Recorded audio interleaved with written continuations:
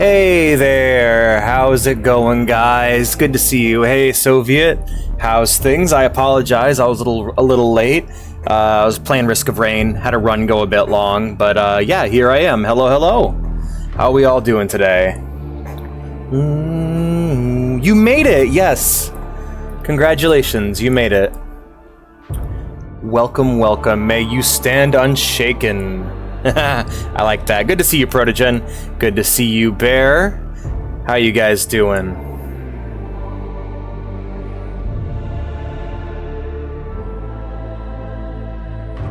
That is good to hear. I'm glad to hear you're doing well, my friends. Well, I'm finally doing it again. I'm finally doing another 40k, or specifically Warhammer lore stream. You playing Assassin's Creed? Nice, which one? I'm assuming when you say you're playing Assassin's Creed, you mean the first one, but it's always good to get the specifics, you know?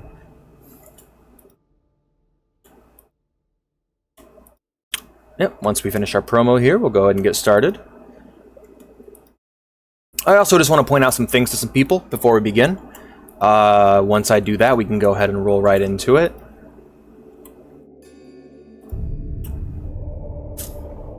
I always like those emotes. Oh, Unity, nice! Oh yeah, Unity. Hell yeah. How you liking that? Hey, Soviet, good to see you. Hi, Mr. Ghost. How's things?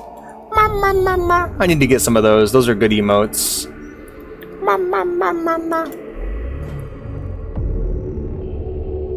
I want to feed those emotes some worms. They're just like little birds that are like, oh, we want worms. Feed us, bird mother. Oh! I like the scream one. That's good. Actually, I have a few emotes that could probably be converted into that.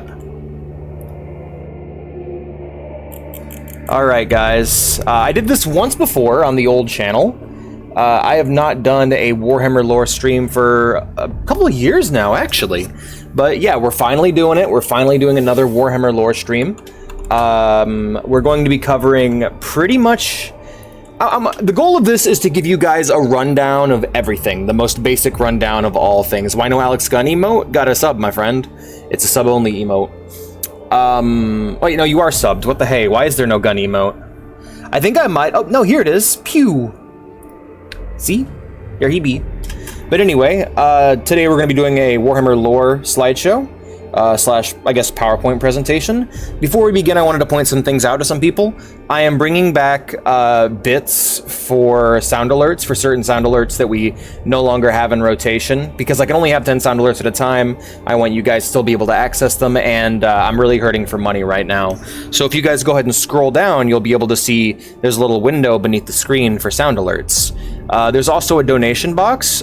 Going forward, I'm no longer going to be streaming games that are bought for me. Instead, what we'll be doing is, if you pay $100 or donate $100, either down below to my link or to Vea's PayPal, with the name of a game, I will stream that game. You can go ahead and donate $100 to make a game request. Who is Warhammer 40k? We can't use those emotes. Damn. Anyway, just want to let you guys know about that. For the Ulrich, indeed.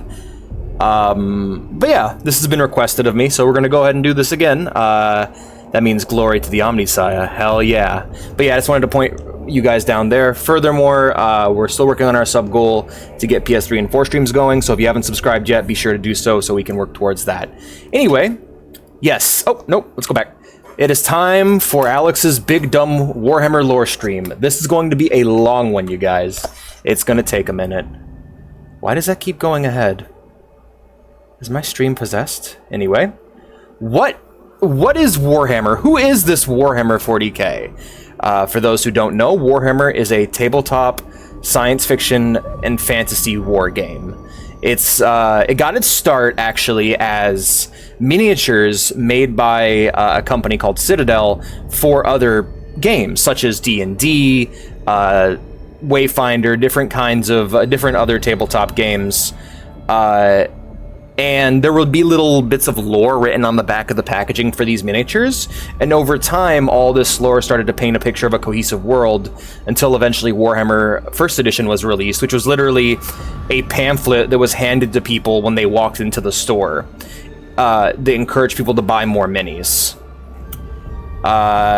So yeah, that's where a lot of the lore comes from. It's been going strong for like the last 30, 40... It's 40 years old now, yeah, 40 years. Its lore has been adapted by tons of external media. There's games, there's books, there's movies, there's TV shows. Right now there are 5 different versions of the main Warhammer settings. Where did the 300 come from? The 300 what? What is the War of Hammer? There are 5 different versions of Warhammer settings right now. We have Warhammer Fantasy, we have Warhammer the Old World, Age of Sigmar, Warhammer 40k, and the Horus Heresy. These are all different versions of the game. The 300 meow money? Just from watching, probably. What's the difference between these settings? So, Warhammer Fantasy is a low Renaissance fantasy. It's a lot of stories about politicking, there's a lot of thought and effort put into making the world of Warhammer Fantasy feel like a real place. It's set in a Renaissance setting, but it still has fantasy elements. Is stupid. Smurf has everything. Indeed. Age of Sigmar, on the other hand, is in the same world further along on the timeline. However, it is much more high fantasy. It's closer to mythology in terms of what you're dealing with. Instead of your heroes are not so much normal people as they are like ascended demigod-like beings. I always was followed. Indeed. Horus Heresy is space fantasy. It's set in a more futuristic setting, but it still plays with the same rules of fantasy out in space, and it's about humans fighting humans in a civil war. So when you play the Horus Heresy tabletop game, you're going to be playing as Space Marines, largely fighting other Space Marines. And then 40k is humans versus aliens versus demon space fantasy. Again, set in space, fantasy setting, but in space with some sci-fi elements, and it's humans and aliens and demons all in a crazy cluster fight fuck. And we'll get more into the lore about these things later. So let's talk a bit about the weirdness of Warhammer storytelling. First off, and this is something that I kind of hold true about all things, but it's especially strong for it all. Yeah, I really like the Mechanicum. It's great. I agree, Witty.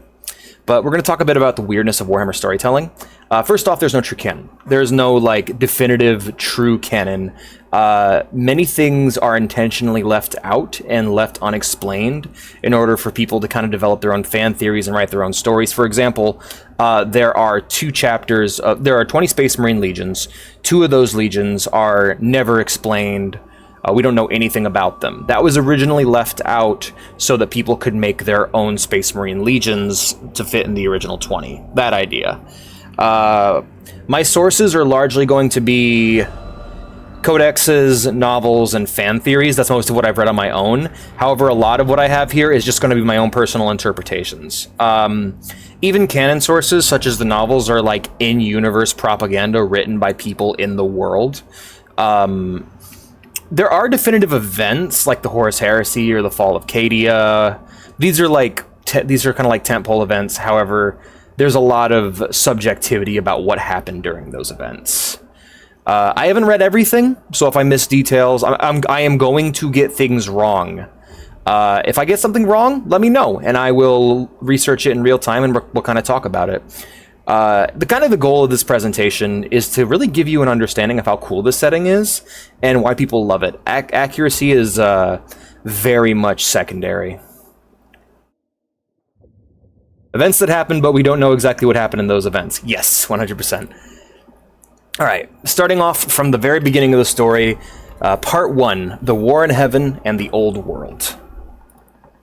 The galaxy's earliest life. So, in the beginning, there was life within the galaxy. However, the 2 largest forms of life, the most powerful forms of life, were star gods known as the C'tan, who would eat stars. They would just eat entire stars and kill entire solar systems. They were greedy and they were self-serving. They were beings made of energy. You could break them into different components and they would still form new beings. They were basically just these star gods. The other race was ancient reptilian gods known as the Old Ones, and they were all about studying the cosmos, finding new life, and discovering new worlds. They were spacefaring. They would travel the galaxy, seeding planets with life in order to try to understand it. What is going on with my computer right now? This thing's fucking fighting me. Here we go. So one of the big things that the old ones did is they would discover the alternate realm known as the warp. The warp is an alternate realm where time and space move differently. It was very dormant at this point, but it would later on become the realm of souls, demons, and gods. The old ones could kind of tap into this realm, channeling power through their minds. They're what is known as a psyker, and we'll get more into what psykers are later. And they would create a series of gateways and tunnels across the galaxy called the Webway. Who doesn't want you to explain 40K? In the beginning, right? Wow. Yeah, I don't know what is going on. Hey, can you stop doing that, whatever that is? There we go. So, the old ones were fascinated by life. They would seed planets with life, they would watch life grow, but they would otherwise leave it be. They would create countless races, and this process would take millennia. And of course, they were long-living. They would live millennia, creating new species and societies, watching them grow and flourish. And I need to turn this down a teensy bit, it's a bit too loud. And change over time. I would think of them as like space wizard scientists in a lot of ways. Okay, this just muted it completely. All right, there we go. I'm not new, I lost the place.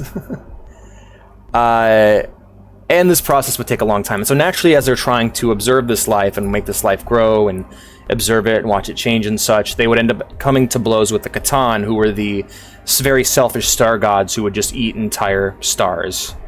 I just have dementia of where it is. Oh no. I don't know if anyone else here has played Assassin's Creed Unity, my friend. I'm sorry. So here are some of the most important races that were created by the old ones. These races were known by different names at the time, but for the sake of clarity, I'm going to refer to them as their modern names. The Necron Empire were these ambitious, mortal humanoids that looked a bit like this. They lived very short, miserable lives. Their planet was orbiting a dying star that constantly bombarded them with radiation. However, again, they were very ambitious, they were very smart, they created amazing technologies, but none of these technologies were able to keep them alive.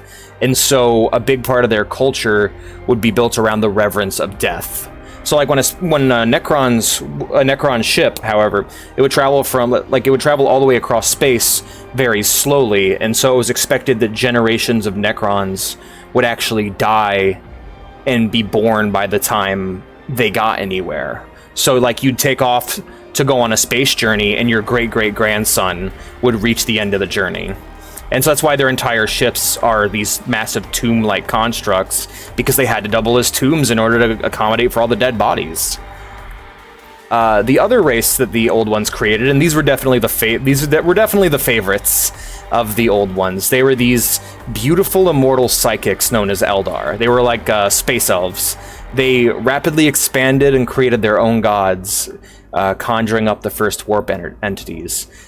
They were psychic like the old ones, and so they were able to kind of shape the warp, and they would create some of the first gods within the warp, their very own Eldar gods. Generation ships, yes, exactly. Meanwhile, in the warp, which the old ones were traveling in, they would discover a solar system. Psykers tap into the warp, opening their minds to its energies, and so sometimes these energies would come through as visions of the future and the past. The old ones would see a planet that they believed to be vital to all life in the galaxy, and this is the world they witnessed. So, this planet was a glacial ball of ice, populated by ancient dragons. The old ones would use their great power to pull the planet closer to the sun, melting the ice and making the world livable. I'll be calling this the old world from here on out. So let's talk about some of the new life that the old ones created. They had taken a liking to this world, and they would attempt to kind of make it their home. They would create the Slann, which are these powerful reptilian wizards in their image. They were very again, like the old ones themselves, very powerful psychers, and they were based off of them. They would then create the skinks to serve the Slann as like a slave race, and then they would create the Saurus to protect the skinks. All of these were kind of based off of what the old ones were originally. Now, we don't really have any artwork of what the old ones looked like. All we know is that the lizard men in the old world were made in their image, so we just assume they were amphibious or reptilian in some way. Yeah, there's a, I like to. There's a good little story here that comes out of it. By the way, this is one of those things in which way back when, in like when Warhammer 40k was first created, it was connected to fantasy. Realm of Chaos Volume 2, I believe, one of the creators of Warhammer talks about how the old world is in the universe of 40k. It's just such a small scale thing that it doesn't really matter to 40k as a whole. But again, that's all the lore we got. And so what I like to do is draw these little parallels and make these little comparisons. So basically we got confirmation they're in the same world, and then nobody wrote about it for the next 50 years, aside from like maybe a few references in novels here and there. So according to guy who wrote Slaves to Darkness Volume 2, the worlds are connected. According to every writer who hasn't written anything about it, it's up in the air. So I like to treat them as if they're part of the same setting. I don't recall IRL being like space Fallout. Gantz Frog! I like to connect them. So yes, I am buying into a fan theory here. This is the connection of the two settings as a fan theory, but I think it does a really good job to explain certain things that aren't explained in either setting, and it also creates a nice little story about the old ones that I like to tell. There are some things that are copy and pasted. There are some things that are one-to-one, like, what was a good example? Like, I feel like the gods are the same gods, right? Like, Khorne is Khorne, Nurgle is Nurgle, Slaanesh is Slaanesh, but elves and Eldar are separate. The Leagues of Votann / the Squats and dwarves are separate. So there's parallels, and then there's dividing points. Hey, Obi, how's it going? And then there's just, the same names being reused, such as Magnus the Red and Magnus the Wise. Do what seems the most fun to you, I would say, because we haven't had confirmation either way in a long time. But they created the lizard men in their image, and they also made some new races. The Eldar were kind of used as the basis for the High Elves, who were giving their own floating island known as Ulthuan. They made a new race to live in the mountains and shape the mountains called the Dwarves, and they made a race called Men who were created to live freely on the rest of the world. Nikoho and Hashut. I mean, maybe, but a lot of the Elven. I feel like there's a lot of just lesser deities that are in the warp that we never hear about. You know, like I feel like what's his name? We'll get to him later, but Vashtor is kind of proof of that. Of just the Chaos Gods aren't all there are. There's like billions of these lesser little tiny deities that exist, and that are all like struggling in the great game of chaos, which I think is pretty interesting. Oh damn, did it? Did not know that, Obi. I'll have to learn about that later. I'm gonna kill an elf, gets invited to a guild. Now Emperor for me is Nikoho Freeze, hell yeah. I don't know, I need to learn more about whatever you're talking about, because I've never heard of those characters before. I need to.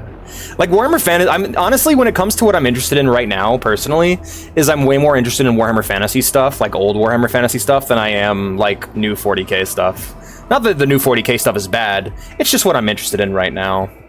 Meanwhile, in space, the Necron Empire would finally make contact with the Old Ones. They would plead and beg for ascension, as their lives were short and miserable. The Old Ones would refuse, not wanting to interfere with their development as a species. In response, the Necron Empire would use their insane technology and declare war on the Old Ones. The Necrons, however, like I said before, were just basically a species of people just dying of radiation poisoning all the time. So they weren't really a match for the Old Ones, who would basically just run, and the Necrons would try to chase them across the galaxy, until eventually the Necrons would make contact with the C'tan. The C'tan wanted to take the galaxy from the old ones. If the Necrons would create a physical body for the C'tan, he would reward them. So the Necrons have this thing on their planet called necrodermis. It's a native living metal. It just grows out of the ground. It's one of the reasons why their technology is so far ahead, is they just got metal grown out of the ground that's really easy to work with. And so they would they would like create an avatar, an idol for the Star God to live in. And the C'tan, in exchange, would promise them immortality. God of atheism. Ah, well, I mean, he's probably having a rough time. Hats off to me. What hat would you like me to wear, Mr. Bear? All right, the fall of the Necrons. So, using Necron technology and necrodermis, the C'tan would actually create immortal robot bodies for the Necrons to live in and fight the old ones. Upon transferring, however, the Necrons' brains were locked away in the shells, and their souls were eaten by the C'tan. The essence of life within them was consumed, and instead the bodies just became templates that the C'tan would use as an army to fight the old ones. It has been sent. Alrighty, let's take a looky-loo. There were a few living Necron who managed to maintain their sentience, but they were few and far between. Alright, while I'm waiting for Bear's message to load. Thank you, friend. This is brilliant. Save image, and then guard. Helm. There we go.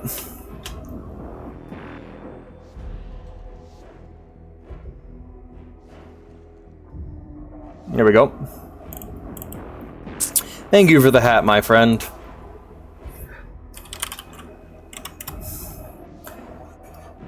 Oh, it's not transparent. What a shame. Alrighty.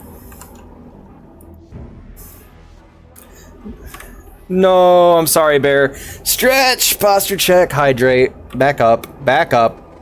Why does it keep doing that? There we go.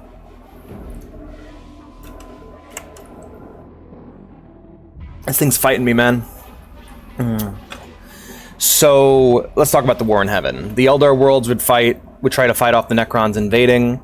The old ones would create living weapons in the form of the orcs. Orcs are, like, again, we'll talk a bit about the orcs here. The orcs are these fungal creatures that would grow out of the ground, and basically what they were meant to do is the old ones would just kind of sprinkle a few of them on a Necron world, and the orcs would just create an entire society around fighting. They were built to be weapons. Violence is their way of life. However, the problem was they carried those spores with them accidentally, and so when the messengers came to the old world to, you know, talk to the people on the planet, talk to the old ones that were already there, a bunch of orc spores got left behind, and so then the fucking orc spores would grow on the old world, and now we have orcs on... We have spacefaring biological weapons just living on our medieval world. The old ones would leave their passion project behind, that being the old world, in order to go fight this war. You ate all your ice? Oh no. Again, but BG remover. What's BG remover? Jesus, man. What is going on with this thing? Hold on a second. Why is it doing that? Let me turn off this plugin. There we go. Sorry, I have this plugin called Dark Reader that is supposed to help. But right now it is not helping. Now, Space Furries, I'm one of them, Protogen. You get all your ice. Remove. BG removes backgrounds. Oh, did not know that. Orc Fantasy, our planet antibody. I like that. That sounds good. It's really cool. The planet going, get off! Get out! The war's ends. So, by the end of the war, the old ones were scattered and slain. The Lord of the Necron Empire would eventually awaken. The Lords of the Necron Empire would eventually awaken and rebel against their C'tan enslaver, butchering and bending them to their will. The orcs would infight until they devolved into savages that fight everyone and everything. The Eldar would... Excuse me. The Eldar would return to their society, expanding and eventually creating an empire that was free of war, disease, and even death. Fallout? the creators of the known world would flee into the warp and were lost in the chaos. The name of the, by the way, the name of this track is Millennial Rage, and that just cracks me up. What Fallout impression? The famous Fallout impression. Alright, let's talk about the warp. So the warp has changed. The war in heaven would give birth to 3 powerful gods within the warp. Khorne, the god of war, hatred, rage, wrath, blood, martial honor, strength, and murder. It would give birth to Tzeentch, the god of change, evolution, mutation, intrigue, ambition, knowledge, sorcery, destiny, lies, and trickery. Nurgle, it would also give birth to Nurgle here, god of disease, decay, despair, destruction, death, and rebirth. So yeah, these were, like I said before, strong emotions being used by people with psychic strong collective emotion, specifically strong collective emotion of psychers would influence and shift and change the warp. Kind of like how the Eldar created their own gods, the war in heaven would give birth to these 3. These gods are pretty nice, chill people. I mean, Nurgle, where's the monster? Where's the Vor monster? Will you do your Fallout presentation one day? So the last old one, the only one remaining after the war, was a broken, exhausted god, aimlessly wandering the warp. The warp would eventually spit him out in orbit of a familiar world. It resembled their vision, but it was a completely different planet with similar land masses. For their final act, the last old one would seed the earth with human life, the last race he created on the old world, and die. The god has to continue the status quo. Back on the old world, the lizard men went through a bit of a crisis because their gods just left. Like, their gods were real and they were there and you could, like, talk to them and high-five them. And now they're just gone. God left. God just took off. Not God is dead. God went to go buy cigarettes and just haven't come back. So they went through a bit of a crisis that basically lasted the rest of their existence. The dwarves would explore and build great cities from within their mountains. The elves would form great kingdoms in Ulthuan, their floating island. And the men were basically... Humans were just nomads at this point, wandering the world. I got a different hat for you, Mr. Cat. Thank you, Mr. Bear. Ooh, I like that one. Just go... hell yeah, we'll just go deathcore with it. Deathcore hats. I hope this background's actually transparent. It is. Yay.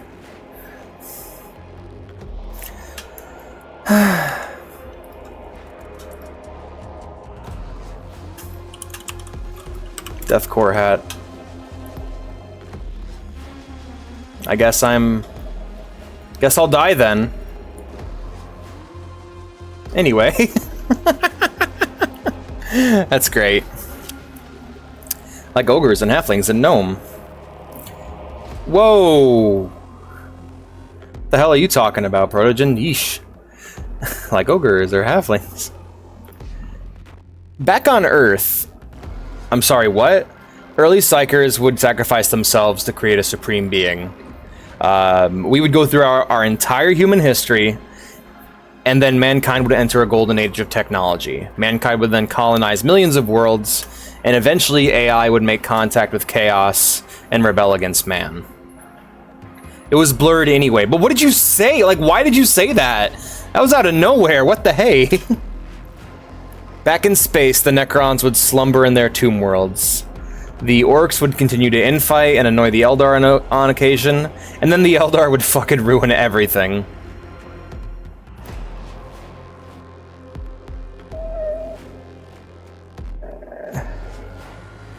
Did someone just, like, did Protogen get hacked? Like, what's going on with you? So here's how the Eldar fucking ruined everything. So the Eldar could easily reincarnate, so to them death became a triviality. Eldar society would indulge in full-blown hedonism. In the Webway, they would eventually form a society built around this pain, and many Eldar would want nothing to do with this shit, forming craft worlds and getting the fuck out. So basically, the Eldar were at the peak of their society. They got bored. They fell into hedonism, drugs, women, alcohol, and just the craziest shit. They would form entire cults around torturing and fucking and murder fucking. And eventually, trillions of psychers practicing the peaks of pleasure and pain would give birth to a new god. Slaanesh is here!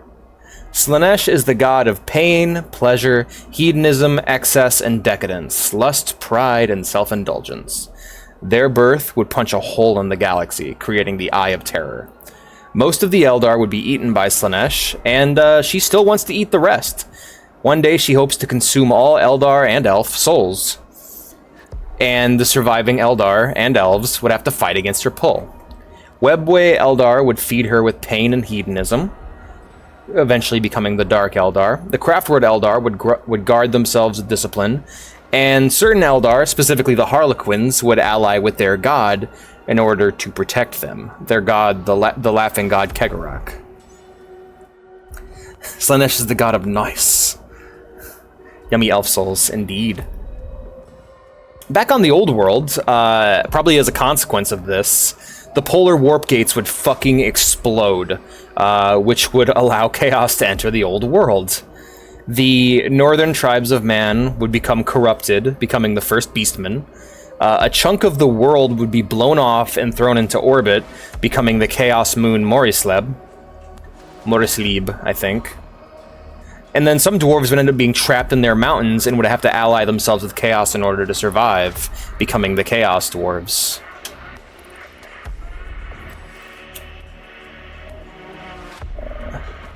The elves versus chaos. So, the elves shared certain gods with the Eldar, and would actually form their own gods due to their proximity to the warp. Because the old world is in the warp, and it's in the Immaterium, a lot of magic and stuff is a lot stronger on the old world. Mages are a lot more common of an occurrence.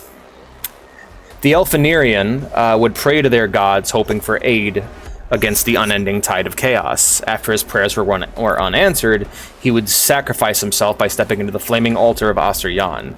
He would then step out of the flames, reborn as a living god. Ah, okay, I did not know. I mean, I don't like N-words. Wiz, get the killer. I don't know, man. I don't like... Let me just Google that.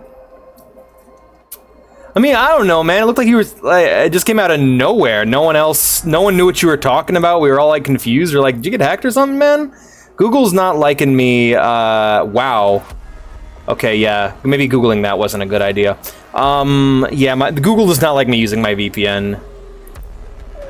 Oh, is it an... Did you mean Namekians? Alright, well, none of us got it. You know, this reminds me of a story. There's a... Oh, God. Yeah, just none of us got it, so we thought you were just, actually going on a racist rant and Automod was filtering you or something. Anyway, Rise of Anarion, the Phoenix King. Anarion, he would make short work of the demons. The elves would push back against the corrupted beastmen, and Anarion would actually teach the elf mages how to banish chaos from the world. He would also befriend the old dragon Indrognir, which would allow the elves to ride dragons through this alliance, and chaos would soon be pushed all the way back to the ruined polar warp gates. No, yeah, no, I know. I didn't understand. It just came out of nowhere. I get what's going on now. It's there's a... Oh, God. It's such an obscure bit. But there's a line in one of the Predator movies that I remember hearing about. A guy just repeated it on an elevator and got himself fired because nobody knew the bit, and what was being talked about in the scene was so fucking vile that everyone was just made super uncomfortable. Nobody else got the joke, so we were just like, whoa, what the hey, out of nowhere. So yeah, they're all working to push back the... So yeah, at this point, kind of the world's all working together separately to push back chaos. All right, what is this? It's Warhammer stuff.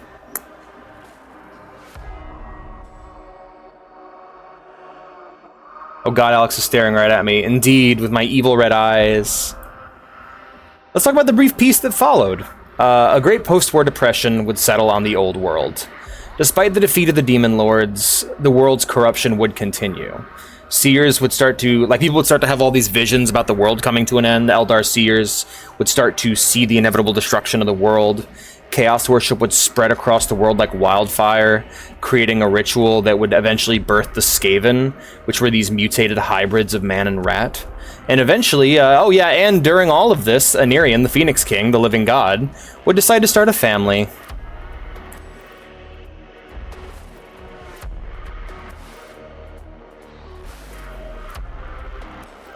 Yeah, that was really creepy.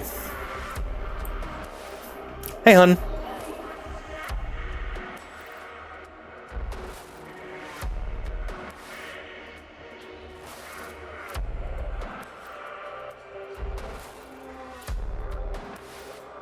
I love the Skaven too, man. They're great.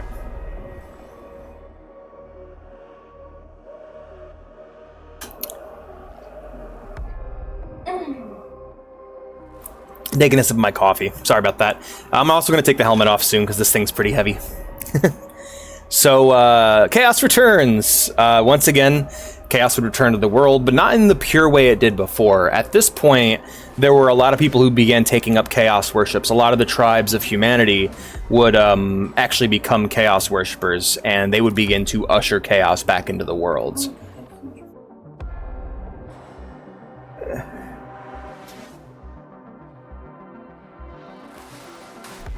Hey, Protogen, take it easy. No one's attacking you. You just said some weird shit that made everybody really uncomfortable. That's why, like, no one's... And it was great.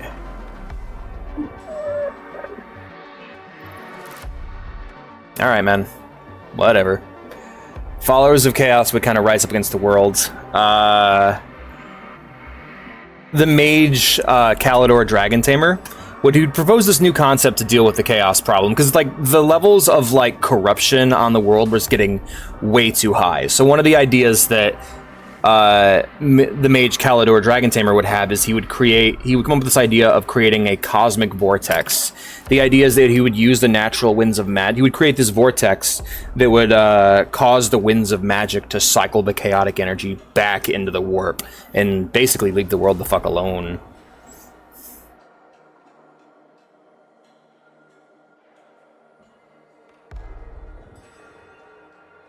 Hey, Protogen?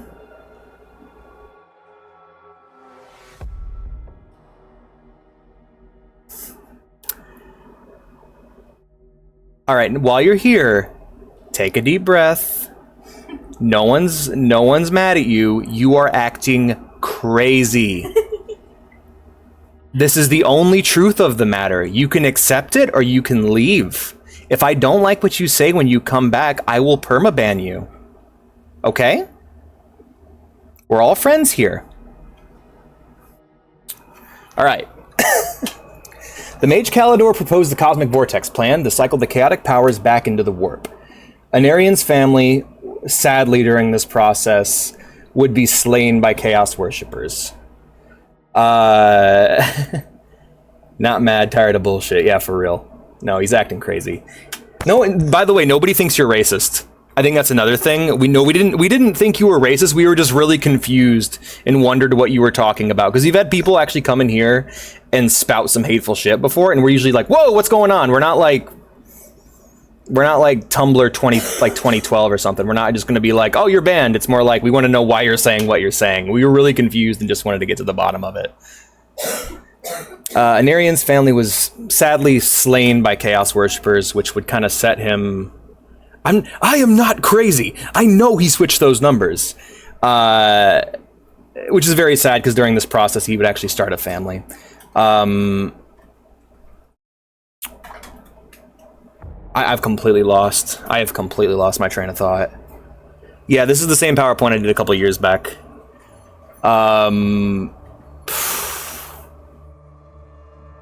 Anyway, Anirian didn't want the Vortex plan. He didn't think it was a good idea. It would also probably kill a lot of elves doing this plan. So eventually Kalidor would actually go on with his plan, even though it had very little chance of succeeding. Sorry. Yeah. Anarians... So Anarian would go on a one-man crusade against all the demons, and he would make his way to a place known as the Blighted Isle. On this island was an artifact known as the Sword of Cain. Now, Cain is the Eldar and Elven god of murder. He's separate from Khorne. He's his own kind of deity. The Numbers Mason, right? And Anarian would be warned against picking up this weapon. Both Kalidor Dragon Tamer and his own dragon in Dragnir would beg him not to collect this weapon, which would corrupt him in his lineage. He did it anyway because he just wanted to kill some demons.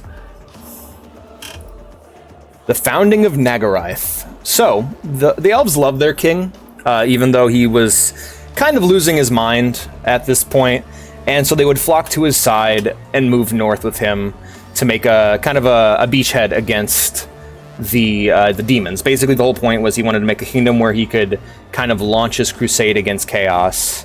Anarian would take a new wife named Marathi and would father a new child named Malekith. Now, Nagarath was this very dark land. It celebrated violence. They worshipped Cain. They were all about let's fight, let's kill, martial honor, bloodshed, that sort of thing. And Anarian would just become increasingly single-minded in his goal, and he would eventually become a bit of a tyrant, who was feared by the rest of Ulthuan. The Dragon Knights would eventually leave Anarian altogether, the guys who rode the dragons, and would actually join up with Kalidor Dragon Tamer, the guy who wanted to just make the vortex and cycle chaos back out of the world. Because of this, Anarian would be so mad that he would swear revenge against Kalidor. Evil Canada, I like that. He would swear revenge against Kalidor Dragon Tamer, and sadly, he would never get the chance to carry out this revenge. The Great Vortex. So, the demons would finally mobilize in force against Ulthuan, as would Anarian and the elves against the demons. Anarian at this point was nearly a god. He would kill demons effortlessly, just boom, boom, boom, boom, one after the other. Not quite. That was probably the original namesake bear, the first vampire. I like that. Anarian. So the demons were infinite. They were just flooding out of the warp. However, the elves were not. And so, no matter how good Anarian was at killing demons, or how good his soldiers were at killing demons, Kalidor would begin his ritual knowing that it would be the only way to truly stop chaos. Unable to stop Kalidor, Anarian would have no choice but to defend his mages from chaos. And as they were making this vortex, the mages would just begin to pop one by one as just the sheer warp energy passed through them. Anarian and the Dragon Knights would fight a losing battle against the greater demons of chaos. Anarian's body was broken more and more. However, he would gain more power as the Sword of Cain drank demonic blood. When Anarian's body finally failed him, his dragon in Dragnir would protect him. The ritual was successful. Eventually, however, the few remaining mages would be eternally trapped within that vortex. The end of Anarian. The Phoenix King's soul was powerful, but his body was broken. His mission complete, Anarian would be flown back to the Blighted Isle, where he would return the Sword of Cain and return his sanity to him as he died. In Dragnir, his dragon friend would only make it a short distance before succumbing to his many wounds and dying alone. Thank you so much for the sub, TJ. I appreciate that, man. Warhammer. The fate of the elves. Anarian's family would be cursed by the Sword of Cain, as warned. His son Malekith would betray the elves after being rejected by both Ulthuan and the gods. Yo! He would form the Dark Elves. He would eventually form the Dark Elves to the north, a Slaanesh-worshipping pirate kingdom, kind of built off of Nagarath. They would eventually end up ruining elf relations with the dwarves, and a group of elves from Ulthuan would split off to live in the warp-infused forests of Athel Loren, becoming the Wood Elves, guardians of the living forests. Which I always thought is a bit of a misnomer, you know, because aren't all forests living forests? I mean, just because your forest doesn't have trees that actively get up and kick the shit out of people, doesn't mean your forest isn't alive. I don't know, just thinking. Let's talk about Sigmar! So, humanity in the old world lived in tribes that would basically just war with the Greenskins for the most part. They wouldn't stand much chance, though, because, well, the Greenskins were made to deal with Necrons and, like, space shit. However, these were just humans, right? So the humans were basically getting their asses kicked constantly by the orcs. They would beg the gods for a hero to rise up and save them, and soon Sigmar Heldenhammer would rise up against the oppressive Greenskins. Just this heroic, badass human. The Warhammer. Sigmar would lead the united tribes against the Greenskin hordes. In this crusade, he would rescue the Dwarven High King. The king would reward Sigmar with Galmaraz, the Skull Splitter. This is the Warhammer. This began the long-running friendship between the dwarves and the humans. The rise of the Empire. Sigmar pushed back the hordes and unified the tribes.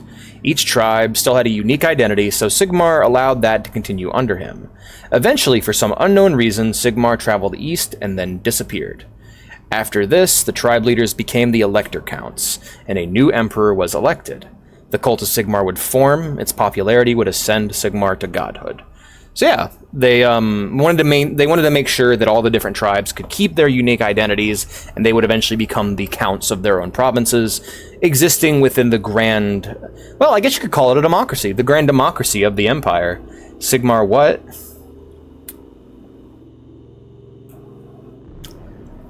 Sigmar, sir.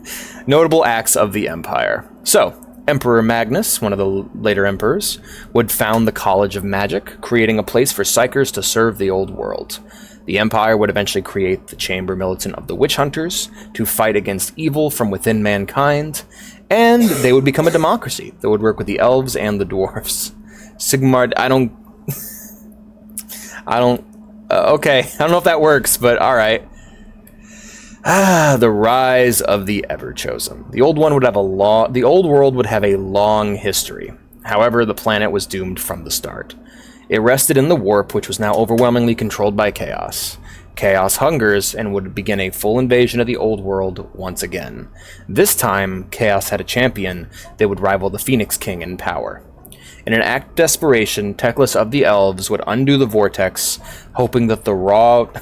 By the way, we're getting into Age of Sigmar, by the way. We've already, just so letting you guys know where we're at in the timeline, so shit's about to get... We're right? Yeah. When are we going to get to the Mind Goblins? Very soon, Marasmus, I like that. I didn't know that. That's interesting, Witty. So, in an act of desperation, Teclis of the Elves would undo the vortex, hoping that the raw warp energy would empower the mortals as it did Sigmar and Anarion. So he's just like, let in a bunch of warp energy, it'll create new champions. Teclis is probably one of the single stupidest fucking characters in Warhammer. Like, this is why, again, if you're wondering why a lot of people dislike Age of Sigmar, we'll get into it. The problem is this is a very well fleshed out and thought out setting, and just so the Age of Sigmar and the End Times could happen, characters just made really dumb decisions. Dark and Light Pantheon. Why? It's cool. The new gods. Teclis' plan would backfire horribly, killing Ulthuan in the process, feeding the elves directly to Slaanesh. Why contain it? It's cool. Nurgle would invade the Empire, however, Emperor Karl Franz would ascend to godhood and purify the capital. The Skaven would unite under a demigod known as the White Rat and wipe out the lizard men before they could flee the planet. Because the lizard men are like, alright, fuck it, we're out to the spaceships, and nope, couldn't get out. The Skaven would destroy the moon. Grimgor Ironhide, which was a big orc, would unite the orcs, invade the Chaos Dwarves, and feed them to the orc gods Gork and Mork, ascending themselves to godhood. Because, yeah, so now all the most popular Warhammer characters are ascending to godhood and becoming these, like, demigod-like beings, including Grimgor Ironhide, of all people. The Everchosen would arrive in force and prepare to destroy the warp gates. This music's really fitting, actually. Oh my god, can I... Jesus. Alright. Alright. The end times. No, that is not Solid Snake. No, that is not Solid Snake. It scared me. Oof. Call me off guard. I'll turn that down.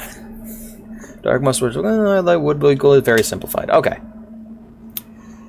The end times. Teclis called a meeting of the newly made gods, called the Incarnates. Over a lengthy meeting, they would all agree to put aside their differences and fight together against the Ever-Chosen and Chaos. Oh yeah, I made some updates to the channel, to the sound alerts, and also we have bit sound alerts for like the old sound alerts. If you, so like for example, we got rid of hello there is no longer one because I wanted to put in hi there instead. Yo, thank you for the bits, Soviet. You're the best, man. I will make tasty penis a command for you one day, my friend. Anyway, down below, you guys can see the sound alerts. If you guys have some bits you're willing to throw at it, you can play old sound alerts that we're not using anymore for channel points. Yo! So, the Incarnates would go to war against Chaos. In the battle, Karl Franz would be possessed by Sigmar, and he would defeat Archaon, the Ever-Chosen. However, it's one of the Incarnate... Yeah, hi there. So yeah, that's Fox's Neverwinter Nights character. Hi there. Nope. However, once one of the Incarnates dies, the massive amount of energy would have to go somewhere. And so what happened basically is one guy burst, and so then they all started bursting one after the other, exploding all over each other, and destroying the world. The Incarnates would explode... That is not Solid Snake! The Incarnates would explode one by one, destroying the Warp Gate and the old world with it. Hi there. What is going on with this thing? It's so cursed. I'm sorry that my my PowerPoint presentation seems to be warp tainted. Hi there. Hi there. No. People are so excited to have new sound alerts. The Age of Sigmar. Though the old world was... No! That is not Solid Snake!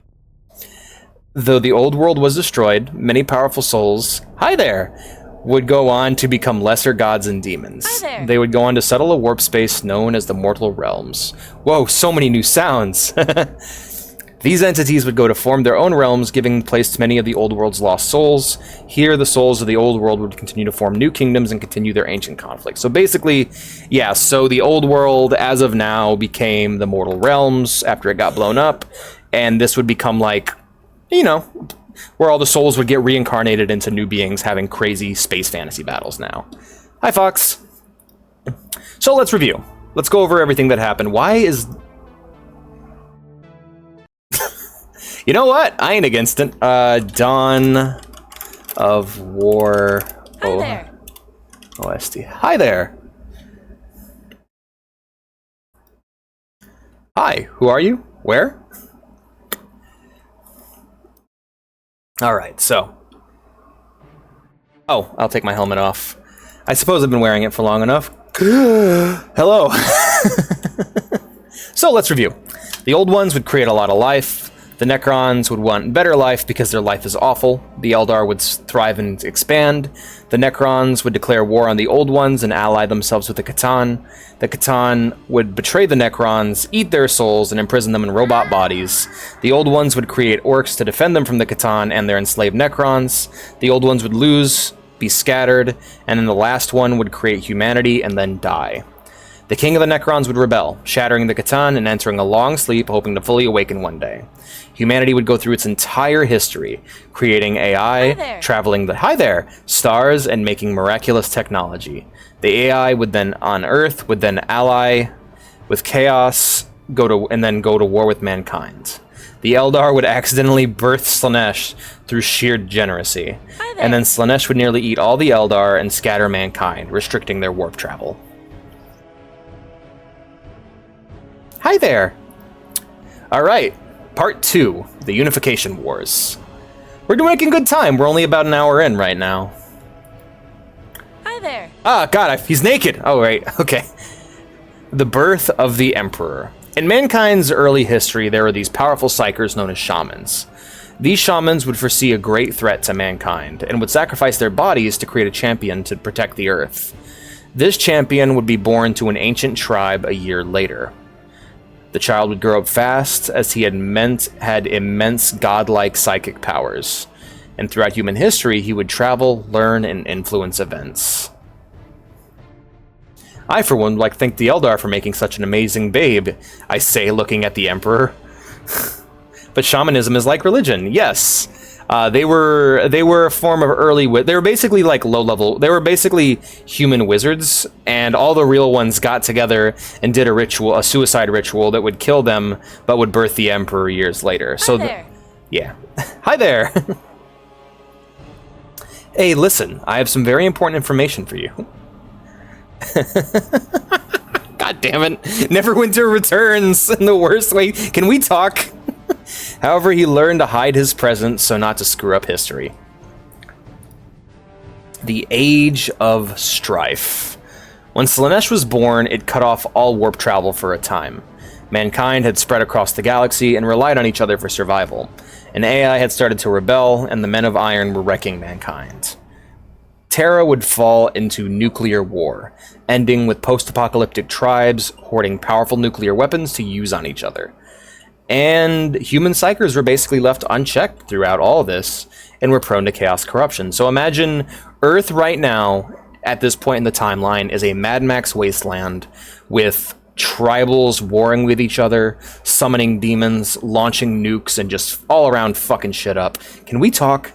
Yes, we can talk. What's up, Fox? The Imperial Truth. Before revealing himself, the Emperor would found a core philosophy that he would use to guide mankind. Batir appear! Hi, Batir! Welcome. It's good to have you here, Mr. Batir. I'm teaching these guys about Warhammer lore. This philosophy was the Imperial Truth.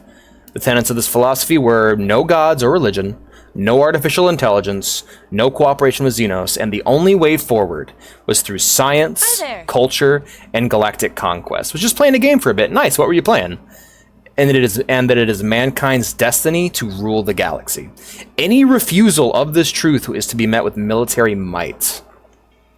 This is the core philosophy of the Emperor and of the Imperium. Really? TCG, like I actually like playing it on the tabletop, or are you playing like a digital version? I'm curious either way. No! Stop it! Why does he keep doing that? Malkador the Sigillite. The Emperor would surround himself... Oh, nice, nice. The Emperor would surround himself with trusted advisors and generals. The closest friend of the Emperor was Malkador the Sigillite, a powerful psyker, historian, and wiseman. The Sigillite would create the title. He'd actually come up with the title, the Emperor of Mankind, and he would also assist the Emperor in his many scientific endeavors. What's it like? How does it? What would you, if you were to compare it to another card game? What would you compare it to? The Adeptus Custodes. So, using Warpcraft, that did not type wrong. That did not type right. Hold on a second. Just gonna. There we go. That's better.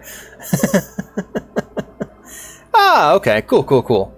The Adeptus Custodes. Using using Warpcraft and advanced genetic modification from the Golden Age of technology, the Emperor would ascend a select few to demigods and would assign them to be his personal guard. These figures were well-respected philosophers, advisors, and military leaders. Each one would assist the Emperor on many occasions and would stay by his side into the foreseeable future. So these were his closest friends and bodyguards. He took these people he liked and ascended them, basically using technology and a combination of technology and magic. He ascended them to godhood. Or demigodhood, more accurately. Surely nothing will ever go wrong. I heard Golden Age and my neurons activated. Oh boy, you should keep listening, because we're about to get into some shit. The Primarch Project. So this was a secret project that would only ever reach completion after the Unification War. The Emperor would create 20 clones of himself. These clone embryos would be altered genetically and spiritually by the Emperor's psychic powers. He would also infuse them with animal DNA for some reason. One of them was like a wolf man, one of them was like a bird boy. We'll get into that later, but I don't know why he did that. I think he might have been a furry. Finally, he would trick the Chaos Gods into helping him create the Primarchs. Using what he learned from this project, he would create his main fighting force. The Thunder Warriors. The Thunder Warriors. The Emperor would recruit many of his followers as soldiers. Many of these soldiers would be augmented to become the Emperor's tool of conquest. Through bionics and genetic tampering, these humans would become the Thunder Warriors. The Thunder Warriors were far stronger and faster than normal humans. These people were also prone to psychosis due to their bodies rejecting their augmentations. They look like Romans. Hey, guess who really liked the Roman Empire? The Emperor. The Thundercats, indeed. They would often go berserk, attacking friend and foe alike. The Emperor would not care, as he knew that he would retire them after the war. Fitting the Thunder Warriors with the finest in armor and weaponry, he would lead them into battle. The Unification Wars. The Emperor would wage war against the techno-barbarian tribes and sorcerers of Terra. He would slaughter priests, purging all faith from Terra. Any civilians that did not bend the knee would also be slaughtered as well. Eventually, the Emperor would unify Terra, and the Thunder Warriors would be slaughtered en masse. As far as humanity knows, Thunder Warriors died heroically in battle. So yeah, he just killed off his own army when he was done with it. Hats off to me. What hat would you want me to wear, Mr. Ghost? The loss of the Primarchs. I jumped ahead. Hold on. Let's back that up. Here we go. The loss of the Primarchs. Years after the Emperor... No. What is going on with this? Okay, so it looks like my screen's just not updating. There we go. Years after the Unification Wars, the Emperor would continue his work on the Primarch projects. What else do you know about the Thunder Warriors? Not enough, honestly. I wish I knew more. That's really all I got. I really wish I knew more about them. They're really cool. I do think I would... Okay, so one of my dream 40k video games is... I really want to play a grand strategy game about the Unification Wars. Like, yeah, have the Emperor be a playable army, but like I want to see what the other techno-barbarian tribes were like, and I want to see like the ranks and the military structure and like the personalities of the Thunder Warriors fleshed out. I would love to see a grand strategy game about the Unification War in 40k. It's such a cool era, post-apocalyptic demon and nuclear warfare. And it's just, we don't get to see enough of it. There's a really good story called The Last Church that takes place during it, and it's one of my favorite 40k stories. And the entire story is just the Emperor having a debate with a priest. And it's actually a very thought-provoking story. The loss of the Primarchs. Years after the Emperor would continue his work on the Primarch project. He would take the genetic material from the Primarchs and use it to create the Gene Seed, a gland that would allow the Primarchs' unique genetics to be used to create the Emperor's new army. You DM'd me the hat. Hell yes. Okay, let me grab that real quick. Part of me... Okay, I have a theory about what it's going to be, but let's see. Give me your hat! I apologize. My oh, I like that. I like that a lot. Is that actually? That's not a. It's not a transparent PNG. I can't use that. I'm sorry. I'm sorry, Ghost. You sent me the remove background thing too, but like, was Zinch the one? I thought Chaos united for a bit to fuck over the Emperor. Yes, that was Zinch. The Chaos God feared the Emperor, and as he was destroying their source of power. Zinch would create a warp rift near the gene tanks that would scatter the Emperor's sun throughout space. I sent the wrong image. Aw. That's the hat the Emperor wore when he got stabbed. And he's like, ow. Quit that. The Emperor would begin work on the Great Crusade, as he needed to recover mankind's greatest weapons. And that's what the Primarchs were to him. They were weapons. The fate of Mars. Mars was fully terraformed during the age of technology. Turned into a gorgeous garden world with trees and plants and all kinds of shit.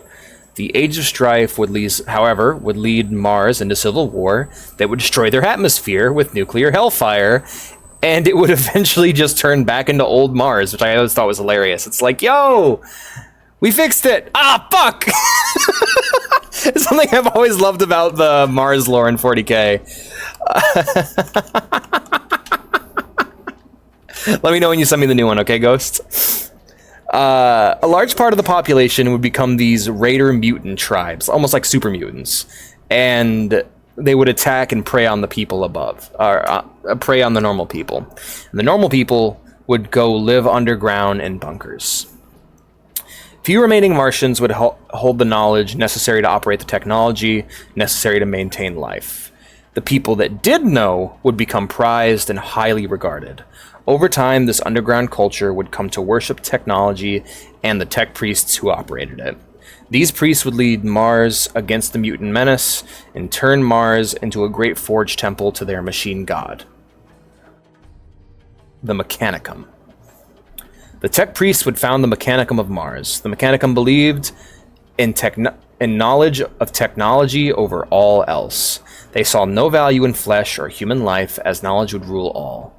The Mechanicus also believed that ancient mankind found all knowledge, and it is up to them to recover it.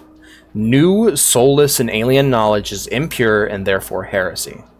Through the knowledge of ancients and absolute authority, they created mankind's greatest arsenal. Okay, actual background removed. All right, thank you. Go ahead and get that real quick.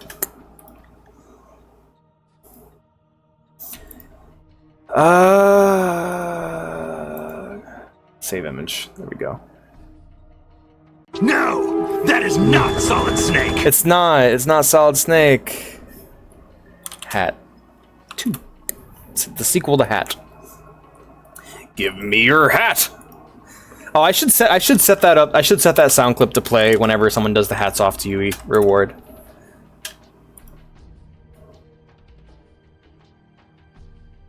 Oh.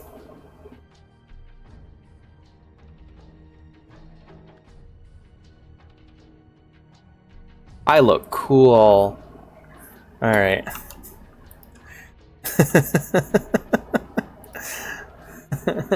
Sideways silly cap. Hell yeah. All right. The Emperor would journey to Mars and meet the Mechanicum. Immediately, he realized he would need to reach a compromise. You want to compromise? Try 12 years in the can. The Mechanicum were very religious. They also had a lot of guns that the Emperor wanted. The Mechanicum also desired conquest and knowledge like the Emperor. The Emperor would be willing to adapt, he just needed to earn their favor. By showing his immense knowledge of the ancients and their technology, he not only would earn their favor, he would accidentally fulfill their prophecy, becoming their prophet, the Omnissiah. They would join him in the Great Crusade. So yeah, Emperor shows up, he's like, oh boy, I hate religion.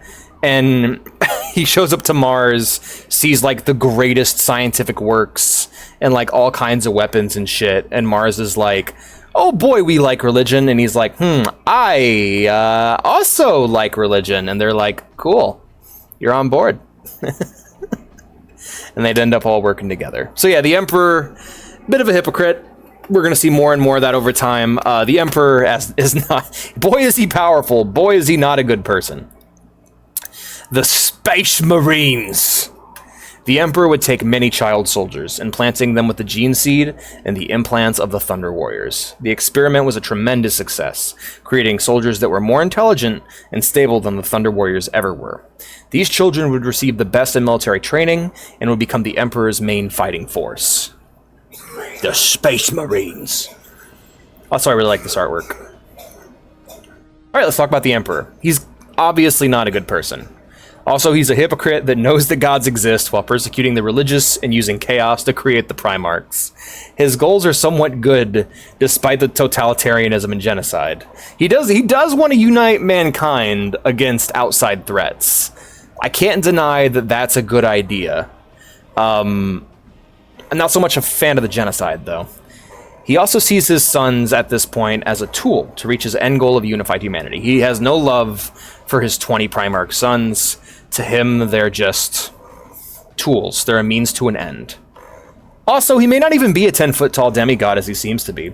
There is a very strong chance that he is psychically manipulating all that see him, similar to the Asari from Mass Effect. These are important details to remember when we enter the Great Crusade.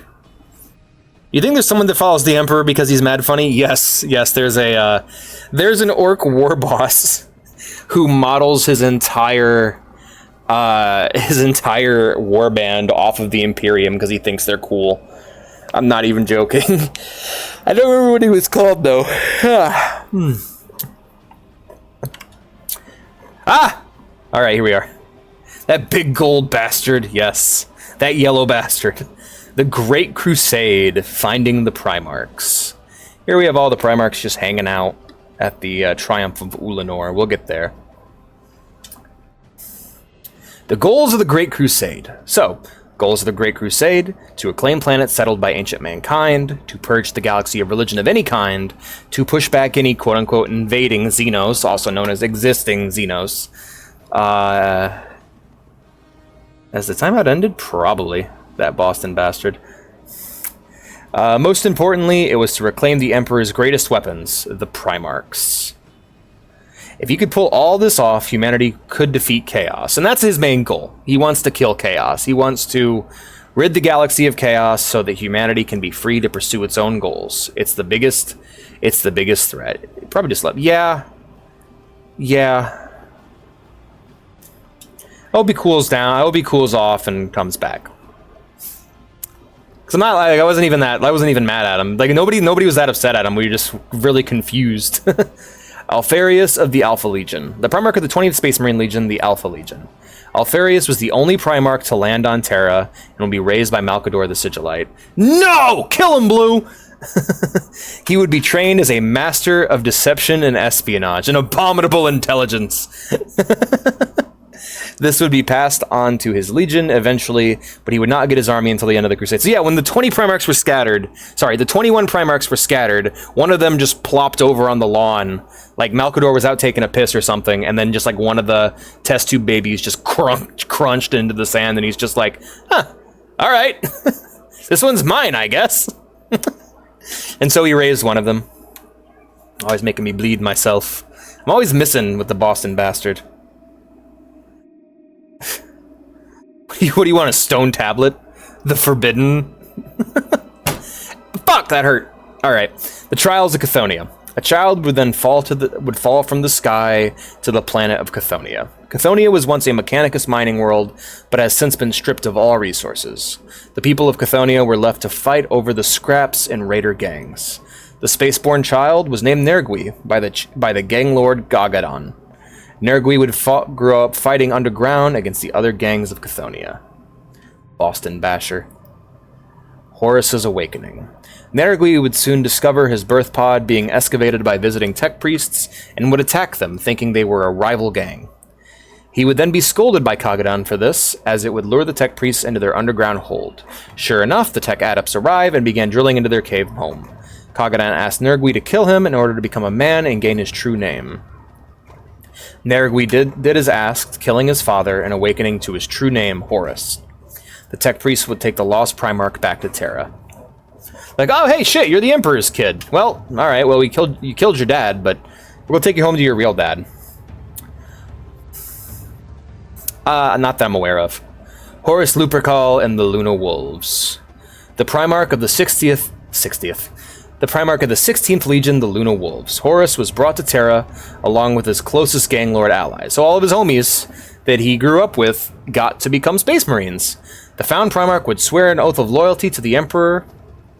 The Moon, now known as Luna, would be the first battleground of the Great Crusade.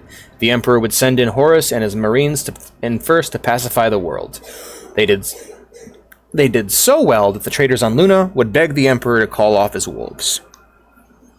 After the battle was won upon the surface of the moon, the 16th Legion would be christened the Luna Wolves.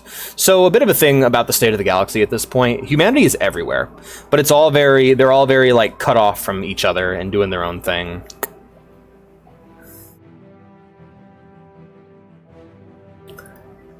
It auto deletes his messages once he's timed out.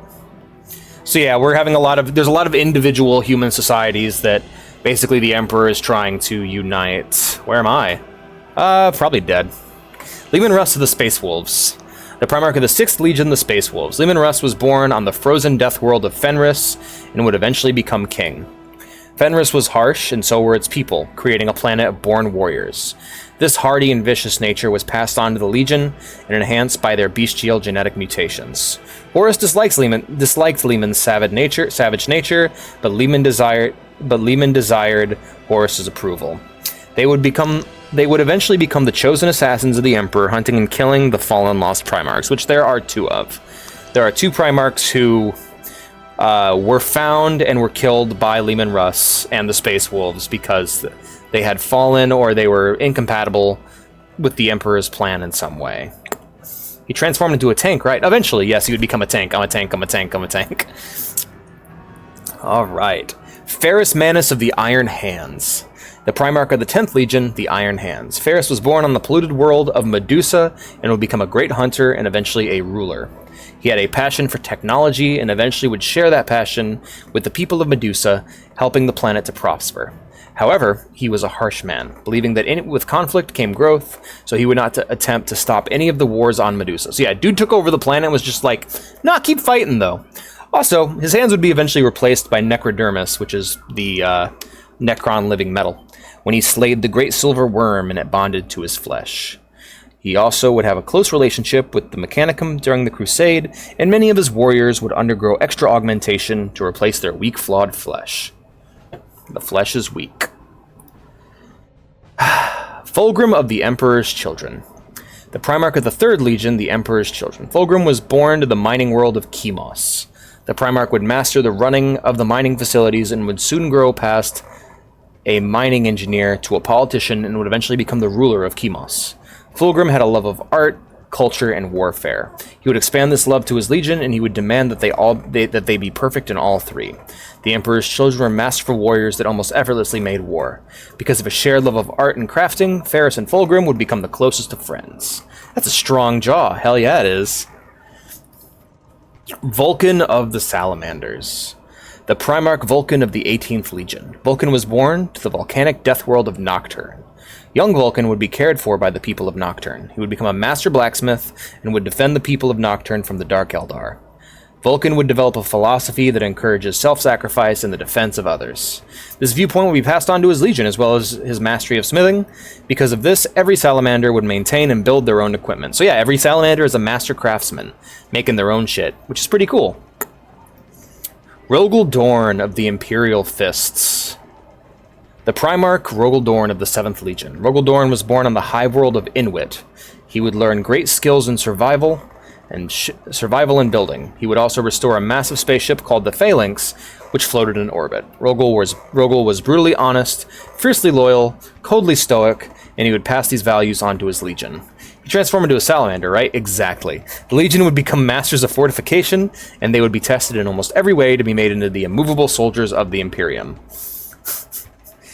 You're actually... No, wait, that last one's true. That one's actually accurate, Sonico. He would transform into a fist. You're 100% right on that one. Rabute Gilliman of the Ultramarines. The Primarch Rabute Gilliman of the 13th Legion. Gilliman would be taken in by loving parents on the planet Macrog. At first, a planet of war and politics, would eventually become a thriving meritocracy. Gilliman had a passion for logistics and infrastructure, taking great joy in making the system of Ultramar into a thriving near-utopia. When getting his legion, the Primarch taught them that one day war would end, and it would be up to them to be the rulers and examples for humanity to follow. Not quite. The Ultramarines also became the largest legion, recruiting from the entire Ultramar system, as well as being reinforced by the 2nd and 11 legions of Astartes. So yeah, when their Primarchs they're just like, just give them all to Gilliman. He'll take care of them. Magnus the Red of the 1,000 Suns. The Primarch Magnus of the 15th Legion. Magnus would be taken in by the outcast sorcerers of Prospero. He was a gifted psyker, very much like the Emperor, and would even regularly commune with him before he finally arrived. The Legion was rife with psychic mutations. His Legion was rife with psychic mutations, and Magnus would teach them to control their gifts and make them into masterful sorcerers. The Imperium became wary of psychers as they encountered more and more warp spawn monstrosities in the galaxy. During all of this, the 9th Legion was becoming a bit of a problem. The 9th Legion was an effective fighting force, however they had some bad habits. They would often fall into fits of violent rage, brutally murdering and ripping apart enemies and civilians. They would not calm down until drinking human blood. Man, he's a big daddy. The Emperor was not a good person, however he had an image to maintain, and it was difficult to rule planets that are rightfully enraged that they just had their people eaten alive. So the Emperor prepared to call upon the Space Wolves to deal with the problem. Thank the gods that Sanguinius was found. Sanguinius of the Blood Angels. The Primarch Sanguinius of the 9th Legion, the Blood Angels. Sanguinius was born on the desert death world of Bal Secundus. Yes, I know. This planet was full of roving bands of mutant tribes. Sanguinius had the unique mutation of large bird wings on his back, giving him an angelic appearance. The people of Baal would nearly worship him and would follow him to war against the mutant tribes. He had the psychic ability to see the future, but would only see positive outcomes. He would also emit a calming aura to those around him. His unique gifts would help the 9th Legion, now called the Blood Angels, overcome their cannibalistic desires. Sanguinius would be beloved by almost all of his brothers for his martial skill and calming demeanor. However, he was especially close with Horus. So he fixed that by being a hot gay dude? Yeah, I guess so. Being hot solves a lot of problems. Lionel Johnson of the Dark Angels, the Primarch of the 1st Legion, the Dark Angels. The Lion was born on the forest world of Caliban, a world dominated by knightly orders who would fight against the hostile wildlife. Many of these knights would become Dark Angels and would carry their knightly traditions into the Legion. I don't know. Pet the cat, thank you for the pets. What does the L stand for? I believe his name... Okay, first off, he's named after some dude from history. But in lore, his name translates to Lion, Son of the Forest. Thank you for the head pats, Protogen. I appreciate it. Lion, Son of the Forest. So I guess Johnson... No. Yeah, I don't know what the fuck... I can't put together the Caliban dialect from that. Lion Albert Johnson. Why do they need big suits? Like, what is it in the suits? So the suits protect them, for one, but also the suits of armor are powered, so that even adds more onto their strength, making them stronger and faster, while also protecting them at the same time. It's power armor, but it's hyper advanced. Let's go with Lion Albert Johnson. I'm still timer. What the hey? That's weird. It shouldn't. Damn, that sucks. Anyway. Bug. It also makes them longer, yes. So, many of the knights that would fight the monsters on Caliban would become Dark Angels and would carry their knightly traditions into the Legion. Lionel Johnson was distrusted by his brothers for his secretive nature. Before setting out into the Crusade proper, he would send half of his Legion and his second-in-command, Luther, home to Caliban. This would create a schism in the Legion and a feeling of dejection. Welcome back. I always want to call him Peter Turbo. Perturabo of the Iron Warriors. The Primarch of the 4th Legion, the Iron Warriors. Perturabo was born on the mountainous world of Olympia. He was raised by the planetary ruler, the Tyrant of Lokos. Olympia was a very religious world, steeped in tradition. However, Perturabo had a cold, logical mind that was frustrated by what he deemed to be unreasonable beliefs. This cold nature was passed on to his legion, who would do whatever it took to win in combat. The Primarch had no care for morality or morale, as he would kill soldiers that did not meet his high standards. Despite this cruelty, he had no care for war, and would rather create great works of architecture. When it came time for the Emperor to build the Imperial Palace, he chose Rogeldorn over Perturabo. Peter Turbo looks like Sigma from Overwatch. Peter Turbo does look like Sigma from Overwatch. Holy shit. What an original name for a mountain planet. Yes. Oh, man. Bro, I'm not talking to I don't even think a mod timed you out, Protogen. Hold on, let me back it up. I think that was... Because yeah, no, that would have been they wouldn't have timed you out unless I told them to. Yeah, that was Soviets. That was a channel point reward. Mortarion of the Death Guard. The Primarch of the 14th Legion, the Death Guard. Mortarion was born a slave on the toxic feral world of Barbarous.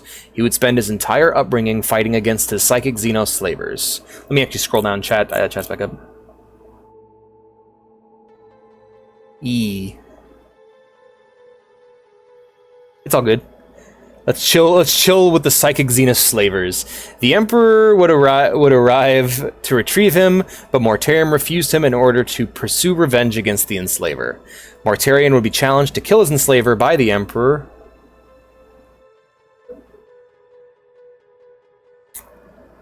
If he loses, he would join the Emperor willingly. Mortarion would make the climb to kill his slaver and adoptive father. However, the upper atmosphere is highly toxic, and despite his Primarch's resilience, the air was killing him. So yeah, dude hates his fucking evil slaver dad.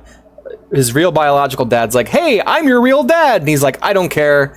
I'm gonna kill slaver dad. And normal dads and real dad's like, alright.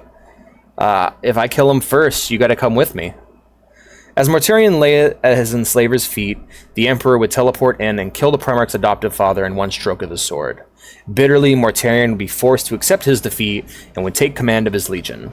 The Death Guard would take on his fierce resistance and traditions of Mortarion, as well as his hatred of Psykers. He would find few friends among his brothers. The only Primarchs that seemed to like him were Horus and Conrad Kurz. Next tab. Lorgar of Colchis, the Primarch of the 17th Legion, the Word Bearers. Yeah. Lorgar would be born on the harsh world of Colchis, where he would be taken in by a chaos-worshipping priest by the name of Corfeiron. The priest would viciously abuse Lorgar. However, despite this, the young Primarch would take great interest in the priest's cult, researching its texts heavily. After finishing his research, Lorgar would come to the conclusion that the four gods were simply parts of one larger god. The priest abused Lorgar heavily for this. However, he saw the boy's immense strength and would hope to use him one day to take Colchis. Man, Corfeiron's a piece of shit. Holy shit. In his youth, Lorgar would see many visions of a giant bronze man and a crimson cyclopean giant. Lorgar Aurelian of the Word Bearers. Lorgar would rise as one of the greatest priests of his church, gaining followers and power over Colchis. However, his preachings on the one god would lead the planet into a holy civil war. Eventually, Lorgar would triumph over the Chaos Worshippers. Soon the Emperor would arrive along with Magnus the Red. Lorgar's visions, and therefore his faith, would be proven right. Lorgar would merge his beliefs with the Imperial truth and would both worship and preach that the Emperor was not a human, but a god. These beliefs would spread to the Legion and the worlds they conquered via the Lectitio Divinitatis. So yeah, this guy's like, oh hey, that guy who says he's not that magical glowing man who says he's not a god, totally a god. Yeah, whatever god. And he starts to spread that around. What about the Catgirl Primarch? The Catgirl Primarch, what about the cat? What are you talking about? What Catgirl Primarch? Me? Okay. The Lectitio Divinitatis and Erebus. Lorgar Aurelian would preach that the Emperor was God. Not only that, he would take extra time while crusading to convert every world he brought into... Alright, geez, okay. We're just making up I guess we're just making up a new Primarch. Boy pisser. And the compliance. With the hardship of living in the Imperium, the faith spread in place of the lack of it. Lorgar's second-in-command Erebus would use the power granted by the faith to further his dark goals, as he still worshipped chaos and planned to spread their influence. The planet Monarchia became Lorgar's favorite world and would become the holy city of his faith. The Imperial government would take notice of Lorgar's very slow crusade. Jagatai Khan of the White Scars. The Primarch of the 5th Legion, the White Scars. Khan was born to the planet Chogoris, where from birth he would be a part of tribal warfare. He would arise as a great general, taking command of his tribe and using his keen intellect and skilled swordsmanship to unite the tribes through conquest. The Khan would use mounted cavalry heavily in the conquest of Chogoris, and he would be sure to annihilate any tribal differences through a unified cultural identity under his command. When the Emperor arrived, it was all too simple for the Khan. He would just continue what he was doing already, but in space this time. The White Scars Legion would still favor cavalry, but would attack rapidly without warning, trading in their horses for motorcycles. Jagatai mostly kept to himself, but he was good friends with Horus and Magnus. Fulgrim did not like him, though. My creation, the Catgirl Primarch. Oh no, more Alex Mug. I love the Alex Mug. Poor ghost. The Night Haunter. On the planet of Nostromo, Conrad Kurz was born. Nostromo was a polluted, overcrowded, and crime-ridden hive world. Alone in the dark alleys and sewers, Conrad would roam, doing whatever he can to survive and witnessing the worst in human horrors. On top of all of this, he was both psychic and schizophrenic. He would see visions of a religiously brainwashed humanity making a war with all. his brothers ruthlessly killing one another, and he would see his own death at the hands of an assassin sent by his own father. One night, the Primarch would witness the assault of a young woman and would kill the man assaulting her. This brought him great joy. This happened several more times, and soon he became a local legend, a dark avenger known as the Night Haunter. Damn, you're getting Ezio's outfit? That's awesome. I love it. I love Ezio's robes. Hey guys, who? Okay, total side tangent. Which assassin in Assassin's Creed had the coolest robes? Because I'm really fond of Connor's. I love the Union uniform assassin robe mix. Ezio's is pretty great, specifically his Brotherhood robes I really like, but I'm really fond of Connor's. And Napoleonic artillery outfit, that sounds awesome. I bet nothing he says will come true. I like that. I like your commentary on this kind of stuff. It's really fun, Sonico. I'm also noticing that I've noticed this before, but every single Primarch is just a collection of references. Like, I mean, I can honestly break it down, but like Conrad Kurz is the most like intense one. But Conrad Kurz of the Night Lords. Conrad would begin to punish the criminals of Nostromo. Soon, he would learn that if he spread fear along with his killings, crime would cease. So he would kill people in bizarre ways and place them where they would be seen. Soon, the planetary government would meet to discuss how to deal with Kurz. Kurz would show up to this meeting and kill them, taking control of Nostromo. Conrad's killings would be televised from that point on, and crime would cease to exist on Nostromo. Soon the Emperor would arrive, and Conrad would break... Hold on. Yes, keep playing the Dawn of War music. Thank you. Soon the Emperor would arrive, and Conrad would break mentally, realizing that his hallucinations were in fact visions of a dark future to come. The Primarch would be given command of the 8th Legion, the Night Lords, who would carry on Conrad's practice, conquering worlds, and bringing planets into compliance through grand acts of terrorism. Conrad would hate his legion, as many of them were criminals. From Nostromo. Oof. That's rough. Angron of the World Eaters. The Primarch of the 12th Legion, the World Eaters. Born a slave to the fighting pits of Nuceria, where the lower classes were made gladiators to fight for the amusement of the rich. He would lead a failed uprising against the nobility, but would be captured and forcibly augmented, using something called the Butcher's Nails, a devious device that would cause a constant state of anguish and would create pleasure only when the victim is in a state of rage. This was meant to make Angron nothing more than a violent animal that would mindlessly kill his fellow slaves. He instead turned his rage on the nobility, leading a much larger rebellion. The Emperor would arrive, but Angron would refuse him completely, dedicating him to the salvation of his people. In the final battle of the rebellion, Angron would plan to die in glorious combat with his fellow slaves. The Emperor would then forcibly teleport him onto his flagship. Angron would fall into a depression and would refuse to command his own legion. The legion did not like this, and would die in droves attempting to reach their gene father. It was not until they showed they were willing to fight back that they earned his respect. Angron and the World Eaters would then conquer worlds cruelly and swiftly. And I mean cruelly. They would park the ship in orbit of the planet and go, alright, you have 32 hours, which was a Nucerian day. You have 32 hours to conquer the world. I'm sending you all down there, and if you're not done in 32 hours, I'm going to start bombing. He would send down his guys, and then just go, you got 32 hours. If you're not back by then, I'm igniting the atmosphere and I'm moving on. And that was his mindset. I got everything. Corvus Corax of the Raven Guard, the Primarch of the 19th Legion, the Raven Guard. Born to the prison moon of Deliverance, Corvus would be brought up by the prisoners in secret to be a leader that would one day free them. Through hit-and-run guerrilla tactics, Corvus would lead the prisoners to freedom, freeing millions and taking the world for themselves. Soon the Emperor would arrive, and Corvus would join him, but only after the Emperor agreed to bring peace to Deliverance. Corvus would train his legion in urban and guerrilla warfare, favoring jump packs in combat. Corvus would then butt heads with Horus and nearly come to blows with him. Kurz would also dislike Corvus after the Primarch criticized his mass slaughter of civilians. So yeah, Corvus ain't making much friends. Shows up, butts heads nearly gets into a fight with Horus, and it's like, Kurz, I don't like how you kill innocent people. And Kurz is like, damn, I don't like that you don't like that. That would actually be a really cool video game. Update, I couldn't find the channel. Fuck!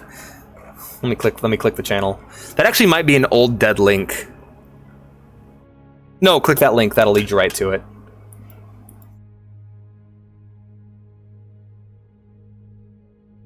We have to continue the status quo. The Purging of Monarchia. I love this artwork, by the way. I also like how this one arrow's like, look, dick. Anyway, the Purging of Monarchia. Lorgar had been conquering and spreading faith in the Great Crusade. The Emperor would learn of this, and he was not fucking happy. This went against everything that he stands for, and so he would take the Ultramarines to Monarchia. Lorgar would receive word that the planet was under attack, and he would fly to its defense, only to realize the horrible truth. Standing in the ashes of Monarchia, standing in the ashes of Monarchia was his father and the Ultramarines. Lorgar and the Word-Bearers would be made to kneel before them as he was lectured on the errors of his ways. Afterwards, the Emperor would depart, and Erebus would come to his Primarch's aid and would guide him back to his old faith on a pilgrimage into the Eye of Terror. By the end of this pilgrimage, Lorgar was loyal to Chaos and was ready to begin his war on the Imperium. Look, cock. Oh, we got both of them. Yeah, thank you, Obi. That's awesome, man. Omegon of the Alpha Legion. The Primarchs of the 20th Legion were the twins Alfarius and Omegon.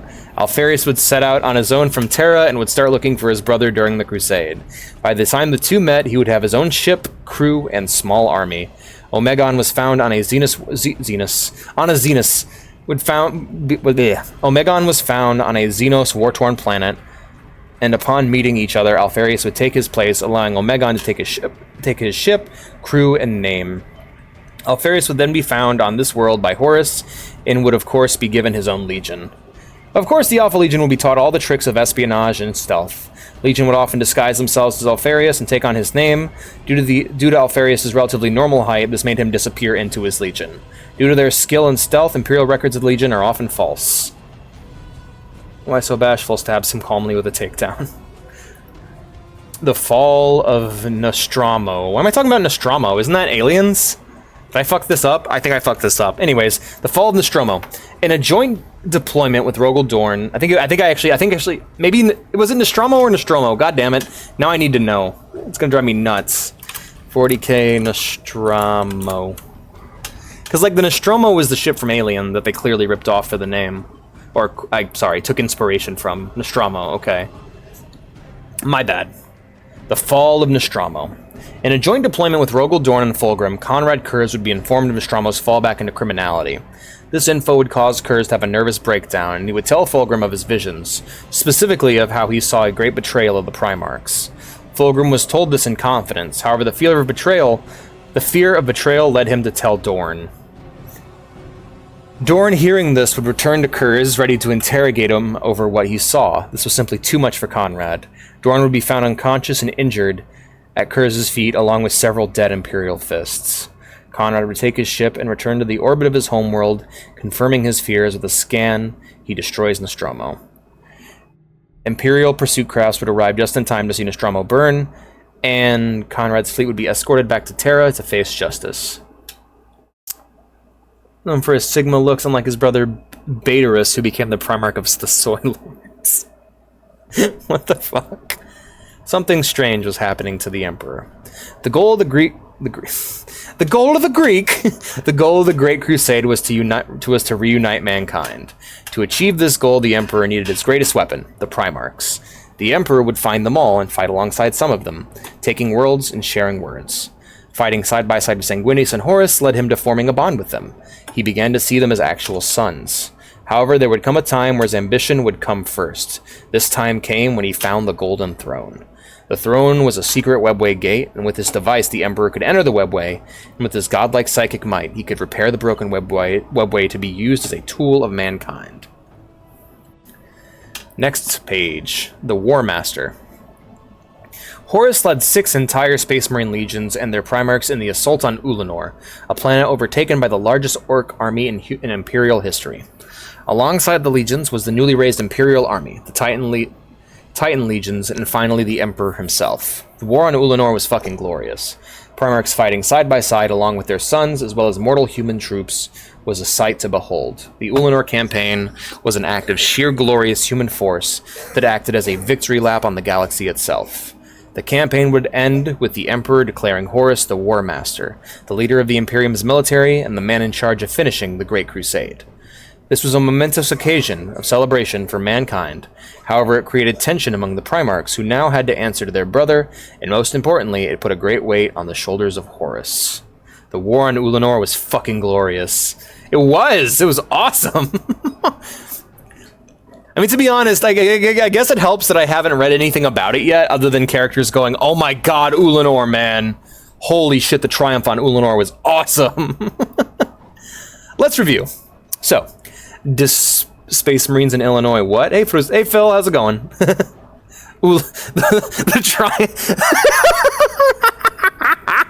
the triumph of Illinois. I love it. Let's review.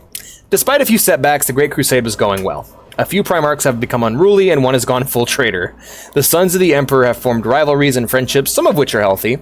The Emperor has gained great power and is a few steps away from achieving his goals. Horus has become a beloved hero of the Imperium. Both Xenos and Chaos are being pushed back. Despite all of this, the emotional damages done to the Primarchs will have dire consequences for mankind. The horror... The horror, that's it. The Horus Heresy. Some of which are healthy. From whose point of view? From mine! Ah! Okay. I liked the kind of snarky, I kept a lot of this pretty dry, but there's some things like the war on Ulanor was fucking glorious. The Eldar fucking ruined everything, some of which are healthy. Mortal dangers. So, with the War Master waging war and the Emperor doing science, mortal humans were left to rule Terra. Mortals now made up a massive part of the Imperial Army and Navy. The Emperor sent millions of Imperial propagandists to chronicle the glories of the Great Crusade. Hey, honey. Do you want pizza? I do want pizza. Hey. You okay? Have a kiss?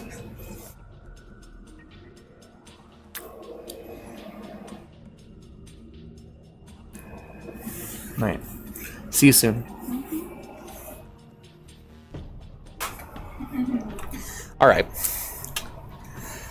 Many of the Astartes feared the mortal humans were replacing them and that the government of Terra would no longer represent their interests.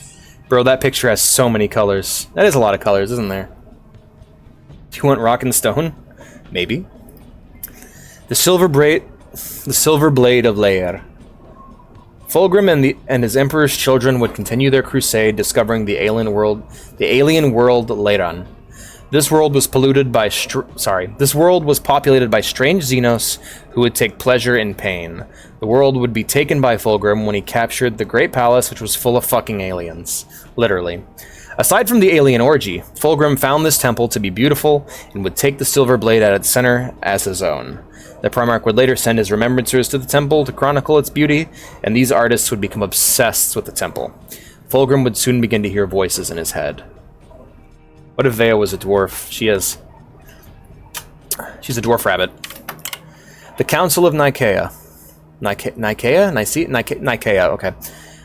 Despite Magnus, Khan, and Sanguinius creating the Librarium to monitor and deploy Psyker Marines throughout the legions, Psykers were generally frowned upon by the Imperium. As the Crusade moved away from Terra, humanity encountered more and more Psykers acting without restriction, using increasingly bizarre and destructive powers. Thank you, hon. Navigators were needed, so they got a free pass. However, the government of the Imperium were not satisfied with Librarium and wanted a permanent solution to Psykers. Leman Russ, longtime opponent of Psyker use, would witness many of the Thousand Sons fall to corruption. Even though the Emperor was a Psyker, and even worked with the Chaos Gods to make his sons, he decreed that the legions could no longer use Psykers outside of Navigators and Astropaths. And he personally warned Magnus that he would be heavily punished if he used his abilities to look into the warp. Magnus was left feeling betrayed by his father and his brothers and would grow bitter towards them.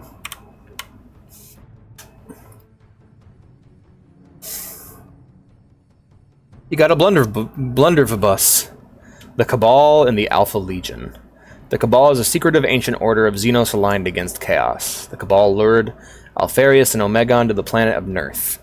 There, on that planet, the Primarchs of the Alpha Legion were warned of chaos and the Horus heresy. In this warning, they were shown two possible futures. One is where the Alpha Legion stays loyal and Horus is killed.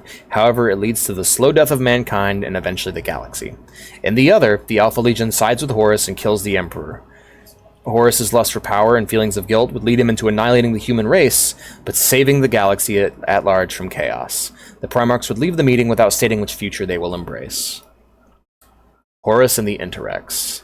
The Luna Wolves would make contact with a group of humans known as the Interrex. The Interrex were seemingly uninterested in joining the Imperium and actively worked alongside aliens. Despite being named the War Master, Horus would always go through extensive diplomacy before engaging in war, making sure that there is no other alternative. Well, it looks like a 10mm slug.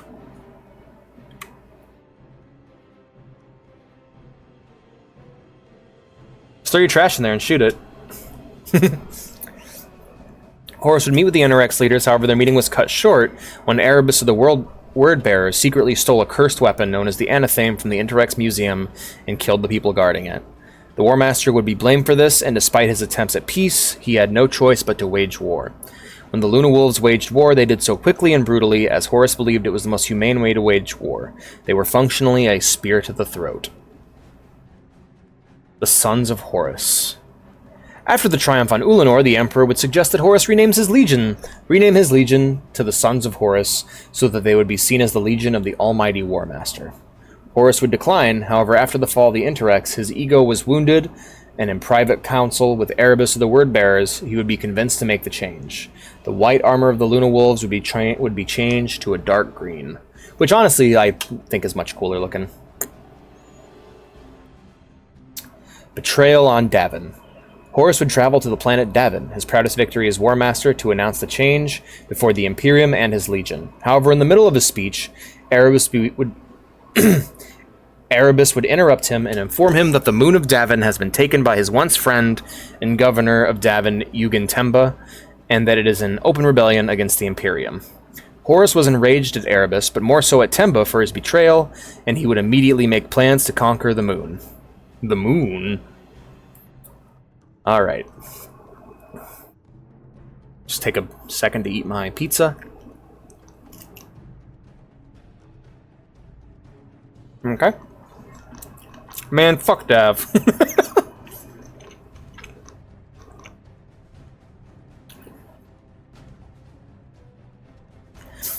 The conquest of Davin.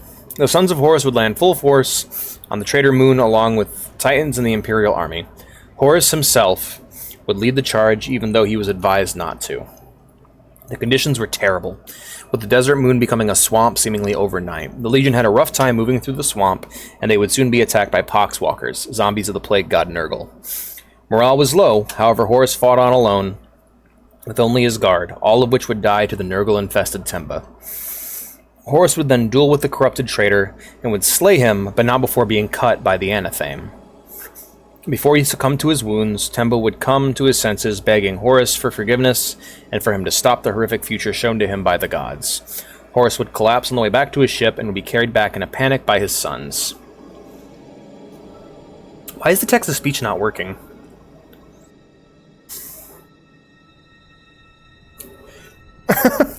It's so silly that when someone says, take the moon, I imagine a ship just grabbing the moon, right? Take the moon. Settings? Yeah, I'll have to fuck with it. Man, what good sons, right? The Dying Primarch. Remembrancers would crowd the docking bay of the Sons of Horus flagship, the Vengeful Spirit. The Legion would not wait for them to move, and so they would trample, shove aside, and bash the civilians to pieces without care. I like how Sonic goes like, what great sons! So they would trample, shove aside, and bash the civilians to pieces without care or concern as their Gene Father was dying. Hi there! In the aftermath, a woman named Euphrates Keeler, that's a very Irish sounding, Euphrates Keeler, sorry, would hand out copies of the Lectitio Divinitatis to the dying people. Horus was dying from an unknown poison, and none of the medical staff could help. Erebus would convince Horus's advisors to take their Primarch to the Serpent Lodge on Davin, where it was rumored to heal any wound or illness. Desperately, the advisors would take Horus there. Is she related to the Marked One? No, probably not. Bro actually killed 2 civilians, wow. The Living Saint. In a library aboard Horus's ship, a remembrancer would find the new Book of Lorgar, a book now filled with demonic incantations, and read aloud from it, summoning a demon aboard the flagship. Keeler would arrive and banish it, her eyes glowing with holy light as she forced it back into its realm. She would then fall unconscious. At this time, the Emperor was largely thought to be the best human, but not a god. This has changed, and now the Emperor has gained enough worship to become a warped deity, whether he knows it or not, and Keeler has become a living saint, a greater demon of the Emperor. The Church of Keeler would begin to gain followers on the vengeful spirit. Oh boy, I think it's about time we take a break, huh? Anyway, we'll do some more. Visions of heresy. Horus would enter the lodge and would begin to dream of a future.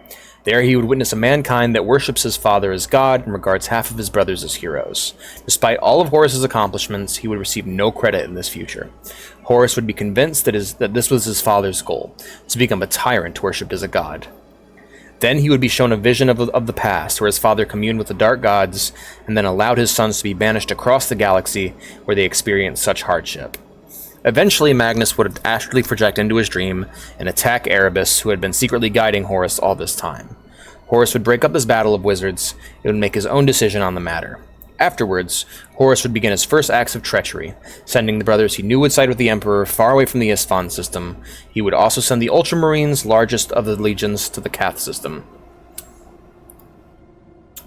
Alright, I'll eat my pizza real quick, and then we can read some more about Magnus screwing up. What do you guys think so far?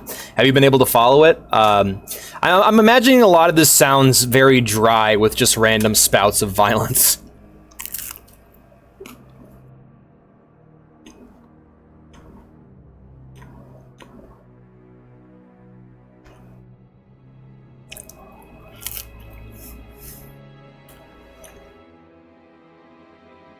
I'm glad.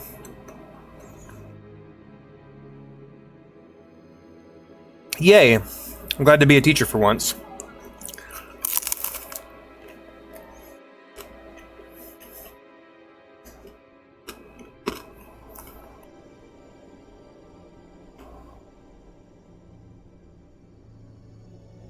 Less silliness than you thought, I'm guessing is what you meant. Yeah. No, it's interesting because it all got its start. Like, Warhammer 40k used to be a lot more comedic, but over time, its like darker stories became a lot more popular. So you have these larger-than-life, over-the-top cartoon characters with just really interesting and sympathetic stories. Oh no, Sonico. He doesn't know. He wasn't paying attention. Oh no. Can someone else lend Sonico their notes?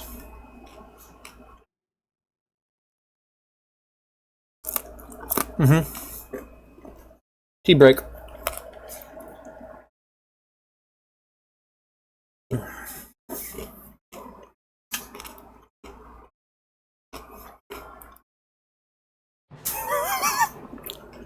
No.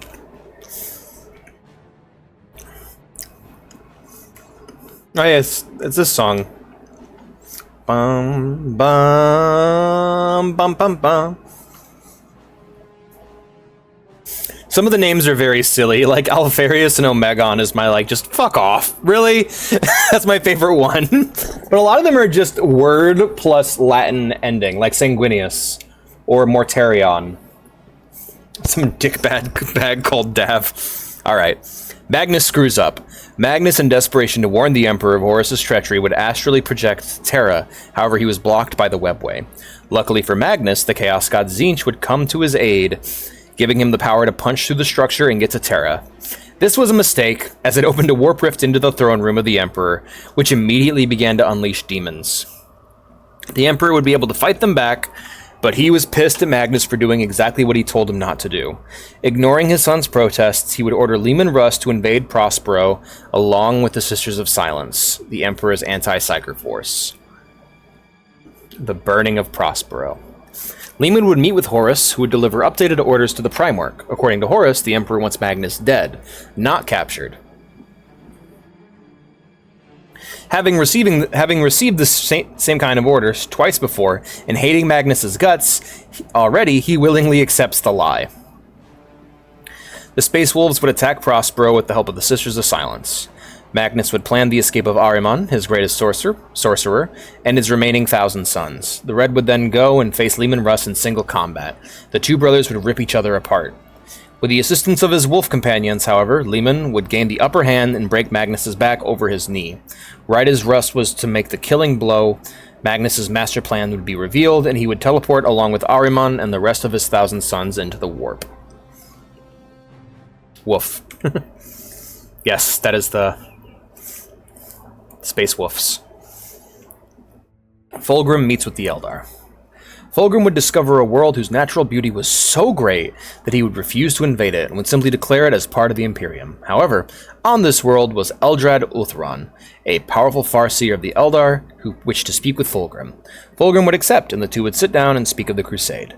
Things were friendly until the Eldar told Fulgrim that Horus had betrayed the Imperium. This would enrage the Primarch, and the voice in his head would push him to attack the Eldar. He would eventually give in and attack the aliens. The planet would be torn apart by the Emperor's children, who found strange pleasure in the killing of the Eldar. Finally, in a fit of mad, excited bloodlust, Fulgrim would perform an exterminatus on the planet that he had once found beautiful. I'm not gonna say it. Fulgrim joins the rebellion. Shamed and brokenhearted, the Primarch would soon visit Horus, who would reveal his plans for the Imperium. Fulgrim would share in his brother's feelings of hurt and betrayal at the future that the Emperor had planned. Willingly, the Primarch would send the parts of his legion that he believed would remain loyal to the Emperor to die on the planet Istvan III. Horus would then ask that Fulgrim speak to Ferrus Manus and bring him to the Primarch's side. If that failed, Fulgrim would kill the Primarch of the Iron Hands. Bro, I died to raiders. Oh no. I can't. Every time I see his name, I just think Peter Turbo. It's turbo time.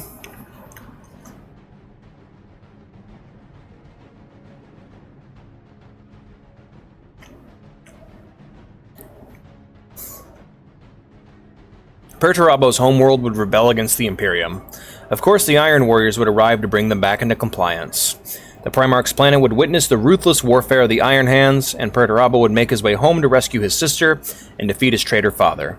However, he would sadly learn that the one person he cared about on Olympia hated him and openly worked with her father to destroy him and the Imperium. Broken-hearted, the Primarch would snap his adoptive sister's neck and fall into a great despair. Having been rejected by both his adopted and original family, the Primarch was broken, and soon Horus, the only person to ever accept him, would arrive and invite him to turn against the Imperium. Perturabo would accept. God damn it, I can't unhear... Right? Same here, I keep seeing... Every time I see his name, I'm just like, Peter Turbo. Also, hi, Edgelords. Hey, Peter. No, Angron's Joe Swanson. They hit me with a truck. Well, Brock Sampson, but yeah, same BA. Fulgrim would invite his closest friends and Primarch of the Iron Hands onto his flagship. The two would meet, and Fulgrim would invite Ferrus to join Horus in his war against the Emperor. Enraged, Ferrus would refuse and attack his brother. Fulgrim would quickly defeat and incapacitate his brother, while his marines would slaughter the Iron Hands aboard the flagship. Long ago, Fulgrim and Ferrus had competed against one another to make the best weapon. When it was all said and done, Fulgrim had crafted a great Warhammer, and Ferrus had made an eternally flaming blade. Both liked the other's weapons so much that they would trade, and these signature weapons would be a symbol of their friendship. Hey, dude. Hey, dude. Fulgrim would take Ferrus's Warhammer. How you doing, Edgelords? Ferrus's Warhammer and leave him with the burning blade before sending the Primarch back alone to his unsuspecting troops. The Primarch of the Emperor's children would then make his way back to Horus. The salvation of the betrayed. Captain Saul Tarvitz was thought to be disloyal to the Emperor and was kept aboard the Emperor's children vessel. Captain Saul Tarvitz was thought to be disloyal to the Emperor and was kept aboard the Emperor's children vessel, and he would become aware of an upcoming slaughter. Tarvitz would quickly steal a transport, but would be intercepted by Emperor's Children's gunships. He would soon be contacted by the crippled Death Guard captain Nathaniel Garrow, and he would tell Garrow of the betrayal. In an act of faith, Garrow would open fire on the Emperor's children, allowing Tarvitz to arrive planetside. Saul was able to warn those on the planet, and because of this, most of the Loyalist Marines would be able to survive the bombing. Crap.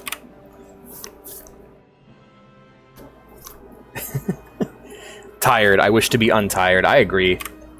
I'm in the same area. I'm in the same spot right now. They knew that they would not win, but they swore to make Horus suffer for his treachery. The galaxy burns. The World Eaters, Emperor's Children, Death Guard, and the Sons of Horus would make a joint war against the warp-tainted planet of XII. Mortarion and Angron were instantly loyal to Horus, as they had a long-running hatred of their father and trust in their brother Primarch. And so, in the final strike on XII, the loyal Space Marines were sent down, and Horus would virus bomb the world. He would show a live feed to the Remembrancers before ordering them to be gunned down by the Sons of Horus. All but one of the Marines would fire. An elderly Space Marine by the name of Yakton Cruz would rescue several civilians, including Saint Ifrati Keeler, and escape in a dropship. The flight of the Eisenstein. Cruz and Keeler would be intercepted by Garrow's ship, the Eisenstein. Garrow would be convinced by Keeler to allow them entry, and soon they would set about purging the traitors from the ship. The faith of Garrow's Marines would be tested by having to slaughter men who were once their allies. Garrow would personally make his way down to the bomb bays where traitor Marines were preparing virus bombs to be dropped on Istvan and attack them. Garrow was not able to defeat the traitor Astartes due to his injuries, and in an act of desperation and faith, his personal servant would shatter the virus bombs via gunshot and sacrifice himself to save his master, closing down the compartment and trapping the traitors inside. Then they would sustain major damage fighting the Death Guard flagship before fleeing into the warp. The Primarchs believed that there was no way the ship survived and would ignore the Eisenstein in favor of finishing the Loyalists on Istvan III. I feel that, Ghost. Hell yeah. The treachery of Lucius. Lucius, I think. Horus would send down Marines to deal with the Loyalists. On the ground, the Loyalists would fortify the ruins of Istvan and would be a real pain in the ass for traitors, fending off and killing every one of their assaults. Lucius, a Marine of the Emperor's Children, would parley with the traitors and would offer to attack the Loyalists from within. Lucius would deceive his own Marines into killing each other and would duel Tarvitz, who beat him into a retreat. This was enough, however, to break the Loyalist defense, but they were still able to fight off the traitors. Horus needed to move on, and so he would ignite the atmosphere after his troops retreated, and he would leave the system.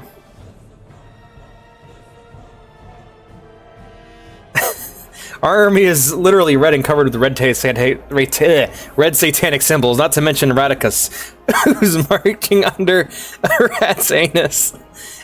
What's up, Protogen? Am I crashing a little bit? I'm crashing a little bit. The fall of Fulgrim. Fulgrim would return to Horus with bad news.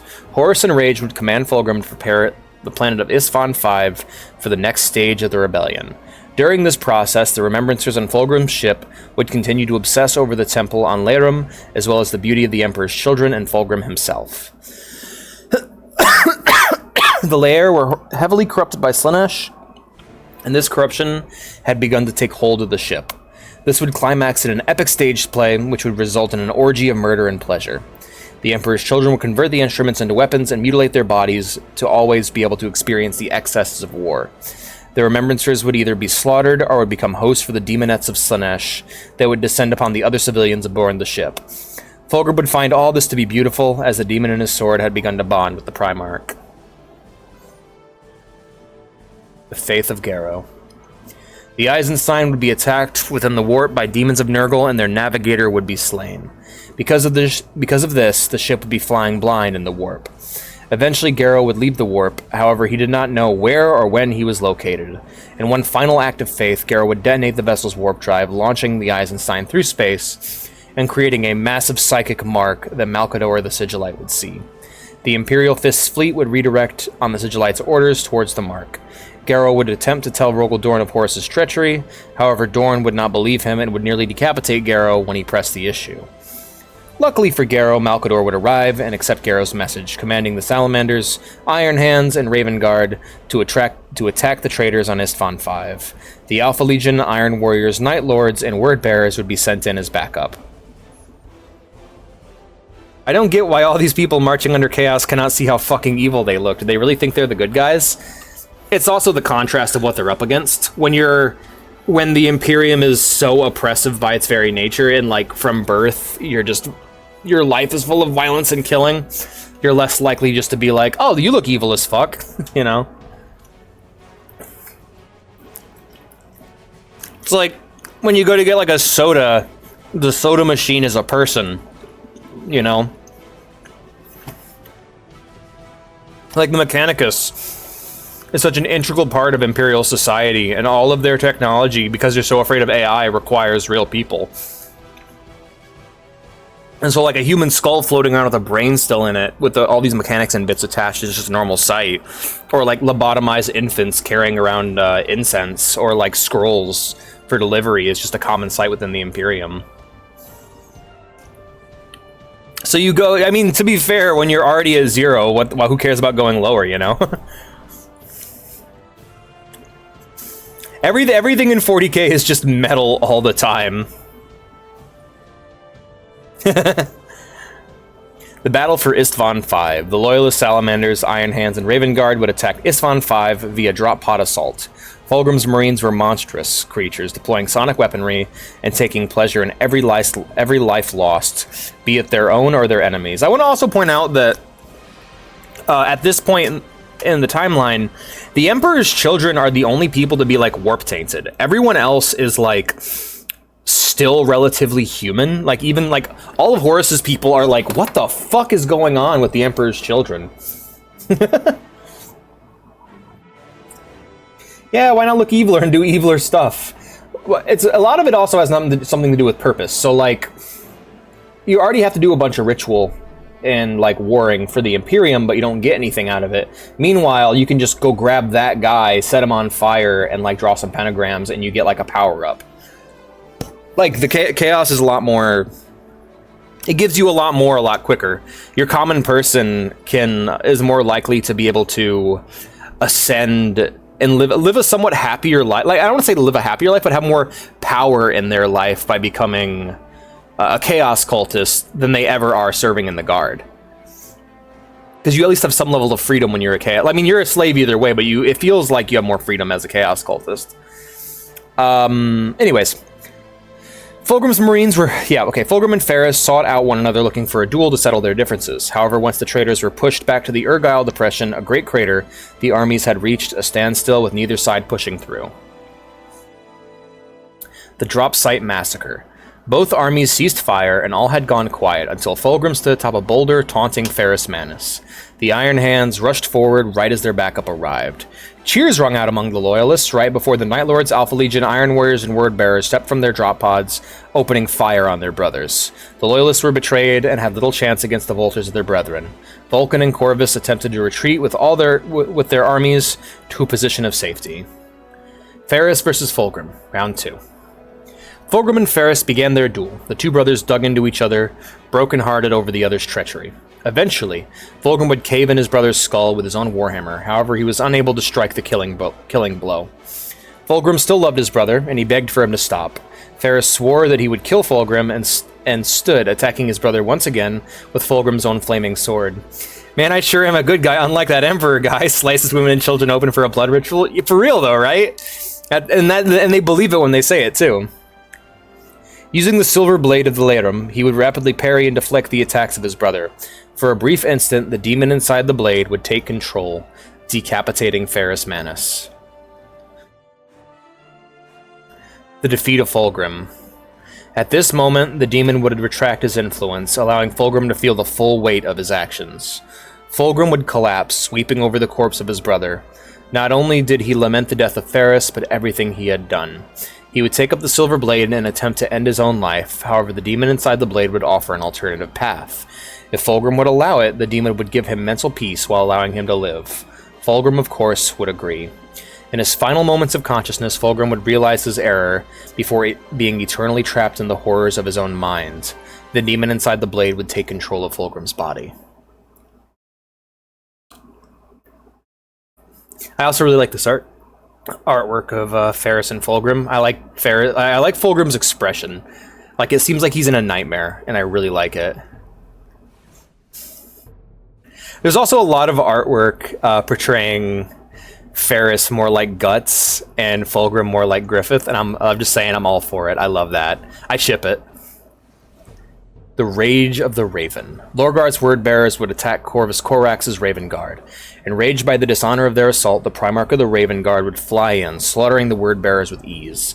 The word-bearers were not prepared for this, and their morale would shatter. Oof. Right?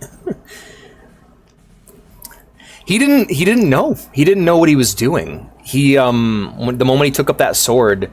See, Fulgrim was somebody who was always very... what was the word? I think they describe it in the book. It's my favorite Horus Heresy book, just titled Fulgrim. He talks about how he's always had a very active conscience, and so when he took up the blade, he couldn't even tell it was speaking to him. He just thought it was his own mind. He thought it was the influences of his own brain. He didn't know that there was a demon within the sword until it was far too late. And so you actually get, it's a pretty long book too, you actually get to see the slow decline of Fulgrim's mental state. And how, like, every time and every decision he makes in the moment makes sense in the moment he makes it.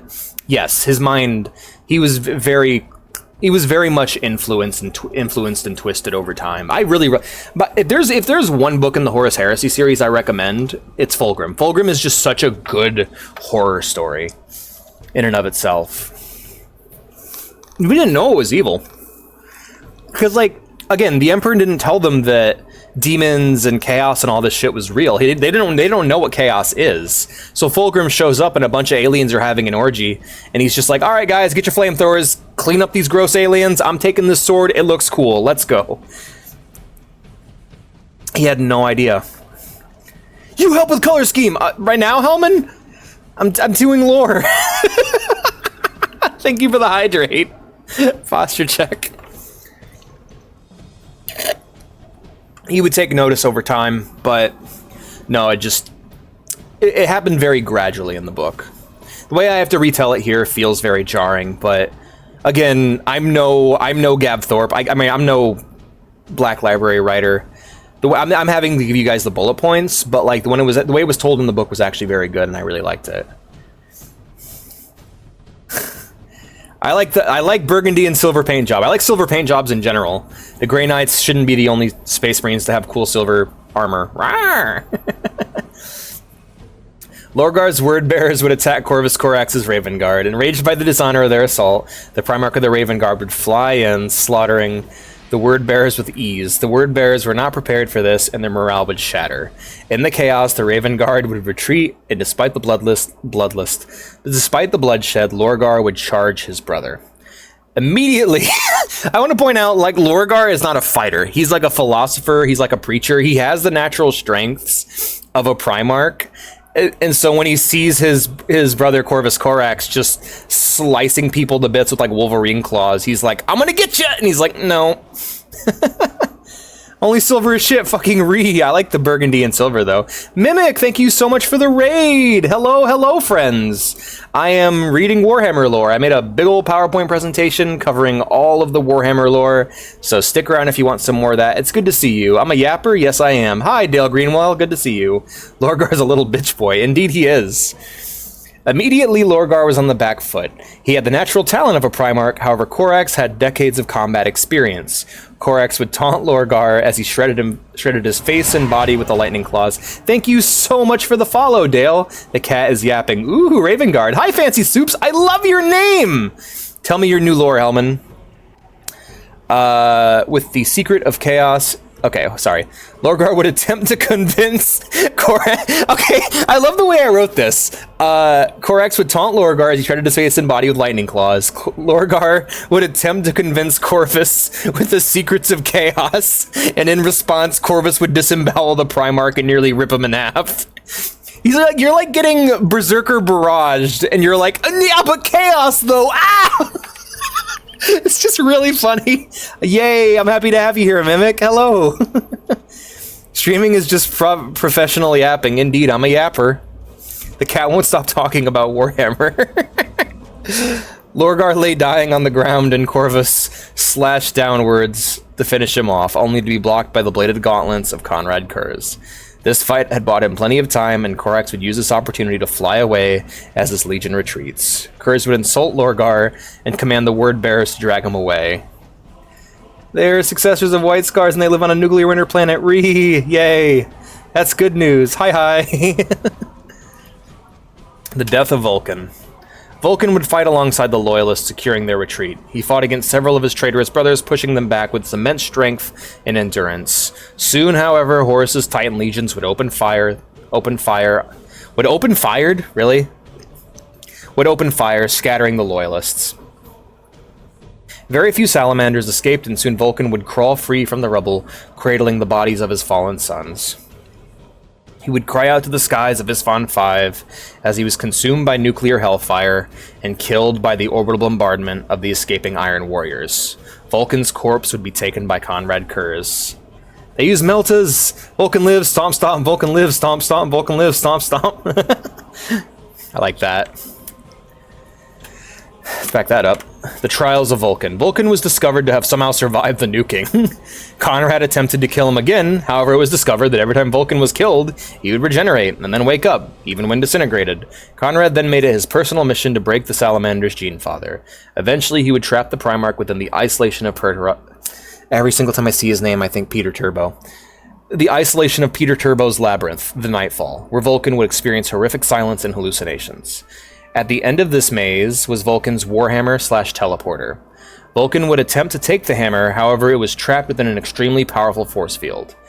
Alrighty, Sonico, have a good night. Their Kurz would arrive, taunting the Primarch. In response... I forgot about this! Okay, in response...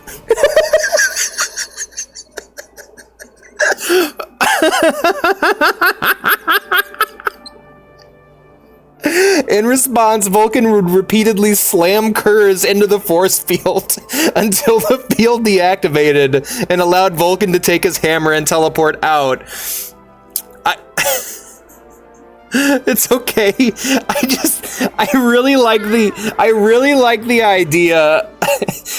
The image of Vulcan just picking up Kurz and just slamming him repeatedly into the force field cracks me up. Oh boy. The Cygnus campaign.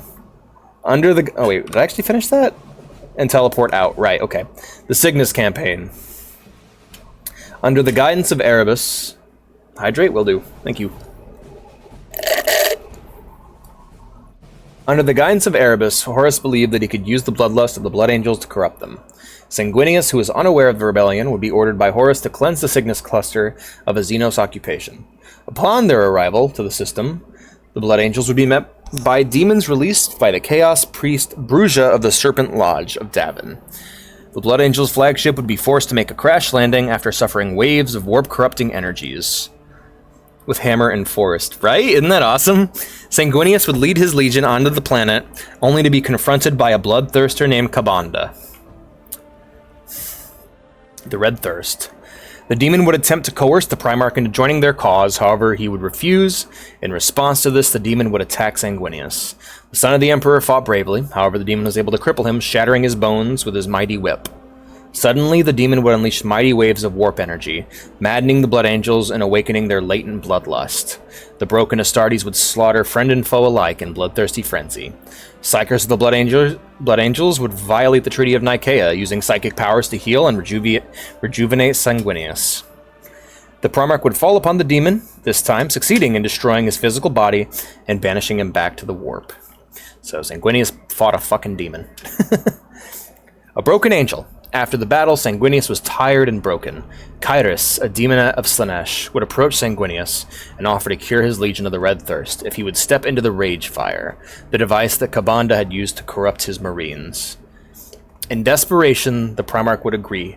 However, Apothecary Miros would rush into the flames before Sanguinius, only to be possessed by a demon. Understanding the treachery, Sanguinius would flee the system with his broken marines. I love this picture. What a fucking douche. Look at Erebus. Oh my gosh. The Battle of Kal. Alright, next track. Alright, here we go. The Battle of Kolf. After the battles of Isstvan and the Cygnus campaign, Horus believed that the last remaining obstacle to his war would be the Ultramarines. Accompanying the Ultramarines to the Kolth system of Ultramar would be the Word Bearers. Guilliman believed that them joining was nothing more than a political maneuver to gain favor in the Imperium. This was going to be Lorgar's revenge for Monarchia, and so the Primarch would arrive with his legion and attack the unsuspecting Ultramarines. Erebus would begin lengthy chaos rituals to upset the warp, trapping the loyalists there and summoning demons to aid them in battle. Erebus' mission was a success, as the Ultramarines had no escape, and the traitor Marine would exit the battle via warp rift. Fulgrim and Peter Turbo. Fuck it. Fulgrim and Peter Turbo's Demon Quest. Fulgrim would convince the Primarch of the Iron Warriors to accompany him in a journey to the Eye of Terror to retrieve a weapon that would win the war. With war and a hammer. Yes. Yes. The two Primarchs would enter the Eye, landing on an ancient Eldar citadel where slumbering Wraith Lords awakened, attacking the traitor Primarch's forces. The two sides would be locked in battle, and in the process, Fulgrim would attempt to skitter off, only to be caught by Peter Turbo. The two traitors fought, however, using warp trickery. The possessed Fulgrim would disable his brother right as pursuing Salamanders and Raven Guard arrived to get revenge for Isstvan.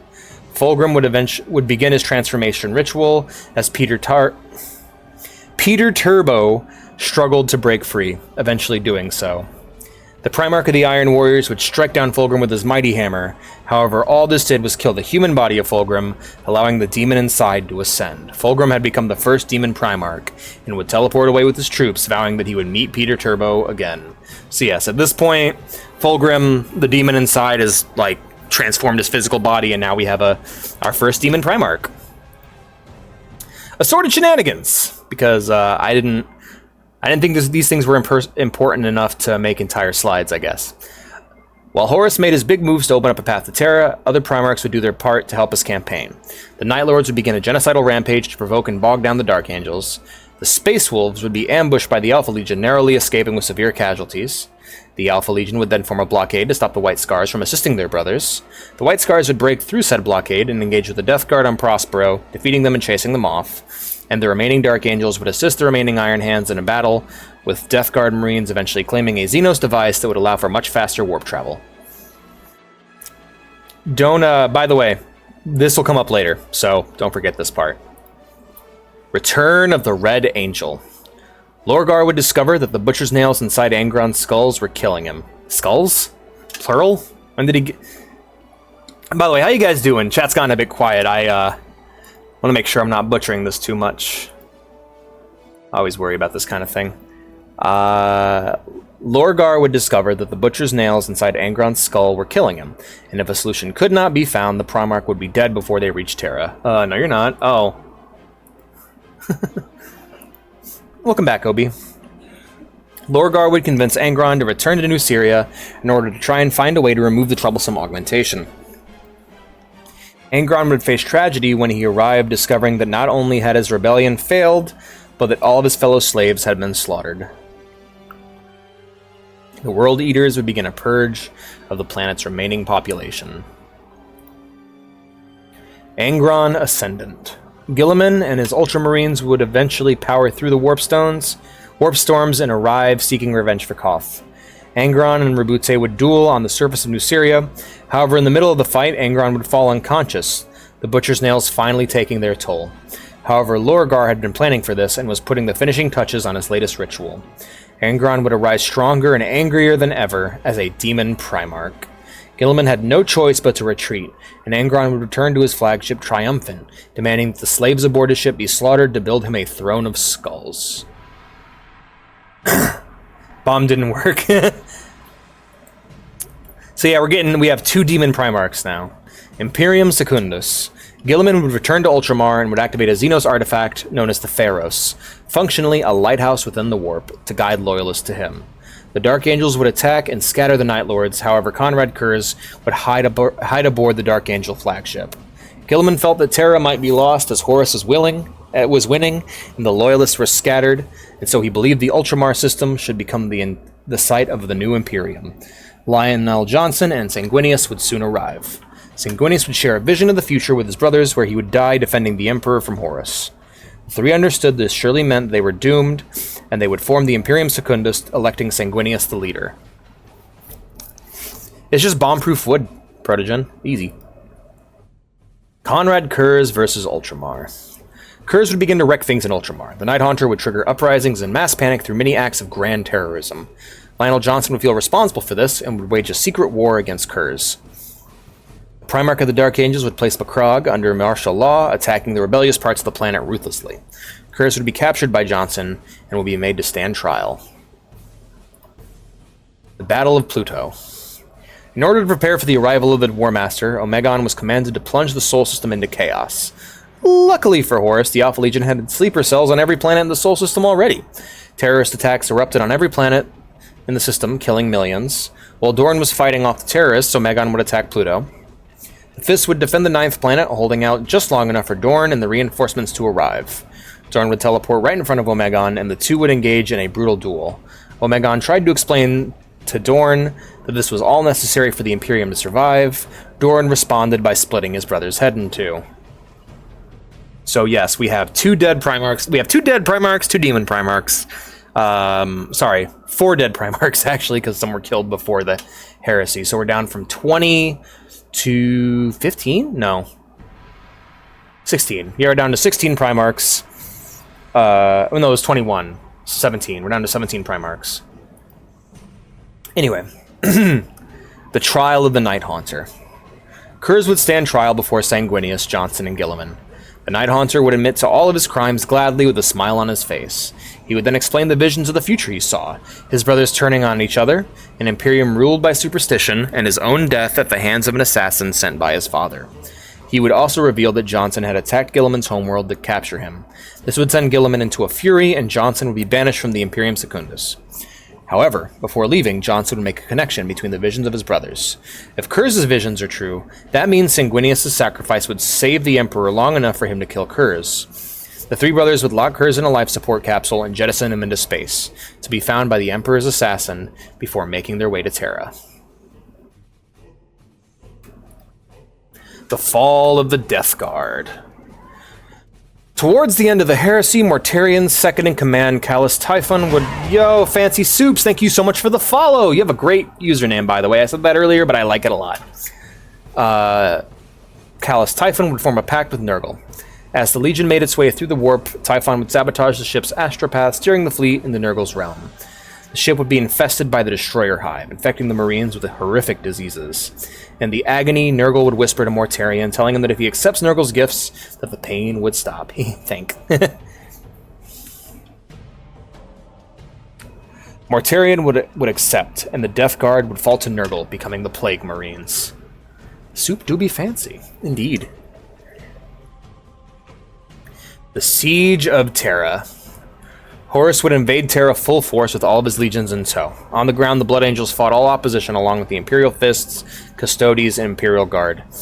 In space, the full force of Ultramar approached Horus from behind, but would not arrive for a while. The Emperor knew that he would need to take the field, however, someone needed to sit upon the Golden Throne to keep the Warp Rift closed. Malkador would agree to do this, and in response, the Emperor would declare the Sigillite to be the ultimate martyr, and he would henceforth be and forever be known as Malkador the Hero. The Battle of the Eternity Gate. So this is actually one of my favorite, I'm so excited to read about this when I actually finally get around to reading the Horus Heresy books in their entirety. This shit sounds so awesome. Sanguinius would tell his troops that if any of them wished to retreat, they could. Not a single man would. The Angel would then do battle with Horus's greatest weapons. First, he would behead the traitor Titan, the daughter of Torment. Then, he would battle once again with the daemon Kabanda, breaking his back in the skies of Terra before tossing him below to be eaten by his fellow demons. Finally, Angron would descend from space and would impale Sanguinius upon his great blade. While plummeting towards Earth, Sanguinius would rip the butcher's nails from his brother's skull, killing his mortal body and sending his soul back to the warp. Sanguinius fought with confidence, knowing that this was not how he would die. So yeah, the guy has been given confirmation that he's going to die in a hyper-specific way, so he just uses this knowledge to do everything. Motherfucker beheads a giant robot, kills a demon, kills his own demon brother. Yeah, I did that. I'm not lying, and I won't deny it. I come from space. Hey, Obi. Welcome home from space. But yeah, I really love that. Like, just, oh, I know how I'm gonna die? Alright, cool. I'll do everything before then. Soon, Sanguinius would meet with the Emperor and would teleport onto the Vengeful Spirit to face Horus. Brothers reunited. Sanguinius would meet with Horus alone. The two would argue with one another, using years of friendship to try and convince the other to come to the right side of history. In the end, the Emperor's favorite sons and dearest of friends would clash. Sanguinius was the Emperor's greatest warrior. However, he was injured and tired, and Horus had the powers of chaos on his side. Sanguinius versus Horus. The Angel would fight admirably, cutting a slit in Horus's black Terminator armor. However, Horus would fry the Primarch with warp lightning, run him through with his claws, and break his brother's back. The War Master would finally strangle his brother to death, just as the Emperor entered the room. The death of Sanguinius sent a psychic shock through the Blood Angels, multiplying their strength and speed, but breaking their minds as they raged forth, killing friend and foe alike. It's the Pogs! The Pog brothers. The Emperor and his favorite son. The Emperor would stare at the body of Sanguinius, fighting with feelings he thought long gone. Dorn would board the Vengeful Spirit along with the Imperial Guard. Father and son would have a brief debate, however it would once again end in bloodshed. Horus would cut down the Emperor's custody escort and attack his father. The Emperor, lost in the grief of seeing his dead son, someone he had once thought to be nothing more than a weapon, would fight bravely against Horus. The Emperor would easily best Horus before, however against the united might of the Chaos Gods, Horus was more than a match for the leader of mankind. It sounds sad and murderous, they are. Despite this, the Emperor would gain the upper hand, however he could not bring himself to kill his favorite son. The heresy ends. Horus had no such limitations, however, and would sever his father's sword arm, burst his eye, and stab him with his massive claw, and finally, similar to Sanguinius, he would break his father's back. The Emperor would lay dying on the floor as his son approached. He had failed in every way possible, and he thought back to all that he had done wrong. However, before he could strike the killing blow, a lone guardsman rushed into the room, and standing between the foes, aimed a lasgun at the arch-traitor. The Emperor watched as Horus flayed the poor man alive with raw warp power, laughing with glee. At this moment, the Emperor knew that the son he loved was dead, and so he fired a lance of raw psychic power through the slit in Horus's armor, destroying his son's innards. Horus's body was ravaged, and at that moment the gods would leave him. Horus would suddenly see it all so clearly, and realize the mistakes he made. He would beg his father for forgiveness. The Emperor would blink away tears, and would use all of his power to destroy the soul of his now repentant son. Horus had gained far too much support, and the Emperor could not risk him being reborn and threatening the Imperium ever again. The Corpse Emperor. Drained and crippled, the Emperor would lay dying before the corpses of his favorite sons. Dorn would arrive, and quickly he would take his father to the Golden Throne, where his power could be recharged and be used to sustain his mortal body. The Emperor would be placed upon the Golden Throne in place of Malkador. The last thing the Emperor would see would be the corpse of his dearest friend before he was eternally trapped within the throne.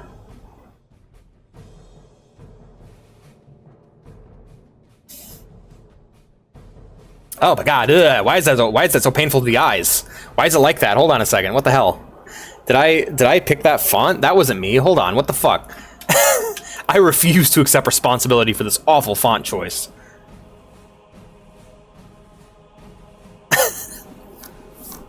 Okay, we're good. God, my eyes, holy shit. Load faster, bitch. Oh god, alright, well, I don't know why that's highlighted in fucking white. Why? Oh, it's because it's flipping the color. I see, just set it to transparent then. Christ. Shadow Realm. Alright.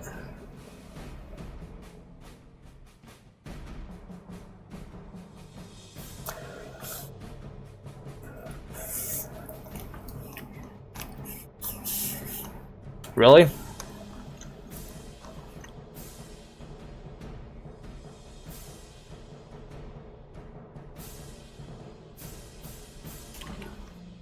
Bro, come on.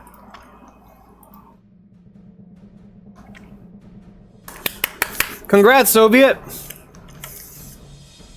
Aftermath. Aftermath of the heresy. The fate of the Primarchs. There's the Emperor on his throne, all these years later. The Codex Astartes and the Second Founding.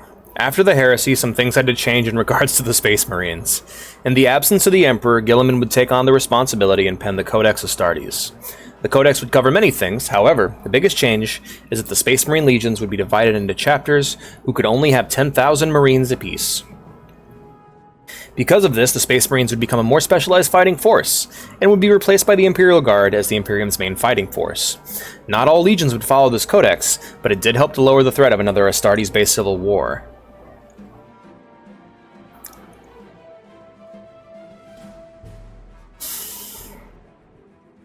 I have no clue.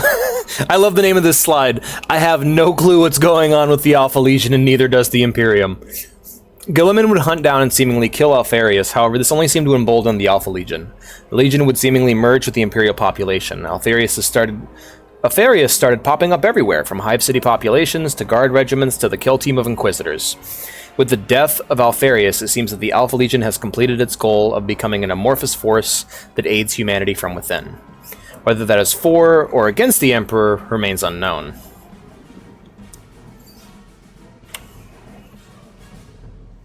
Abaddon and the Black Legion. After the death of Horus, the traitor legions would flee into the Eye of Terror.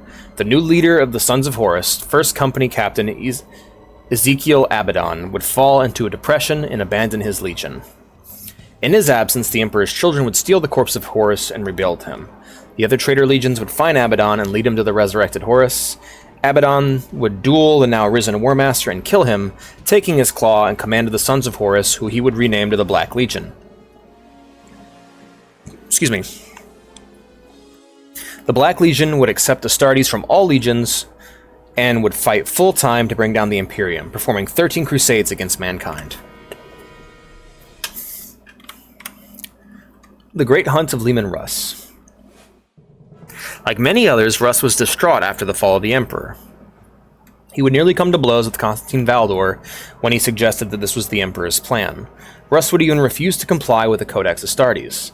Leman Russ seemed to be perpetually miserable in the new Imperium, so during a feast, Leman Russ would rise, stating that he would return for the Wolf Time, before leaving with only his personal retinue, and would enter the Eye of Terror and has not been seen since. Fulgrim the Troll. The Emperor's children would almost immediately turn on the other traitor legions. On top of that, they would leave planets empty and depopulated as they would take their populations as slaves, playthings, and sacrifices. Fulgrim would make an attempt on the life of Guilliman, slitting his throat with the anatheme. Vulcan lives! Vulcan would respawn eventually. The Primarch would initially not comply with the Codex, however this was due to the fact that he had barely any Marines left after Isstvan V. Vulcan would retaliate against Fulgrim for his torment of innocent worlds. After Vulcan would leave the Salamander, Vulcan would leave the Salamander, stating that he would return for the end times. He would be MIA for the next 1500 years. He would then return for the War of the Beast, dying many times in the process before killing the Beast, perhaps the strongest Orc war boss in Imperium history, by tackling him into a warp reactor, merging with the Orc and exploding.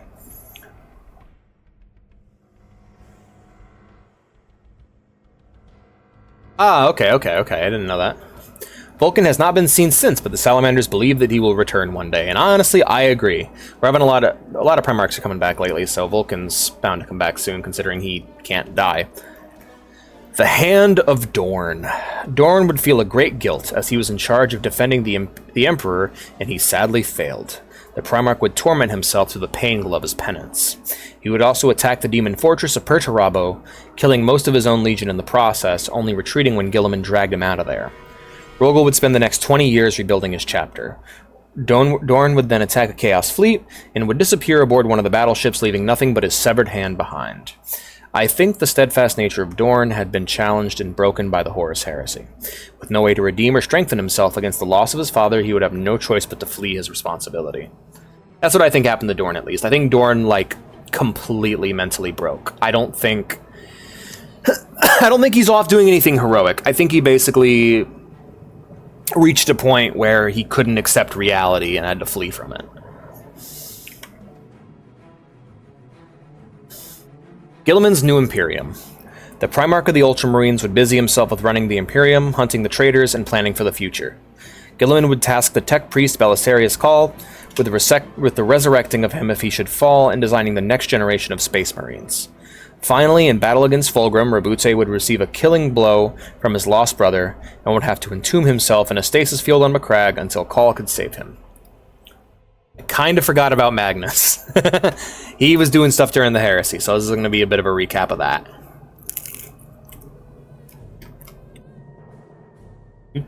Pizza is good. How you guys liking the stream so far?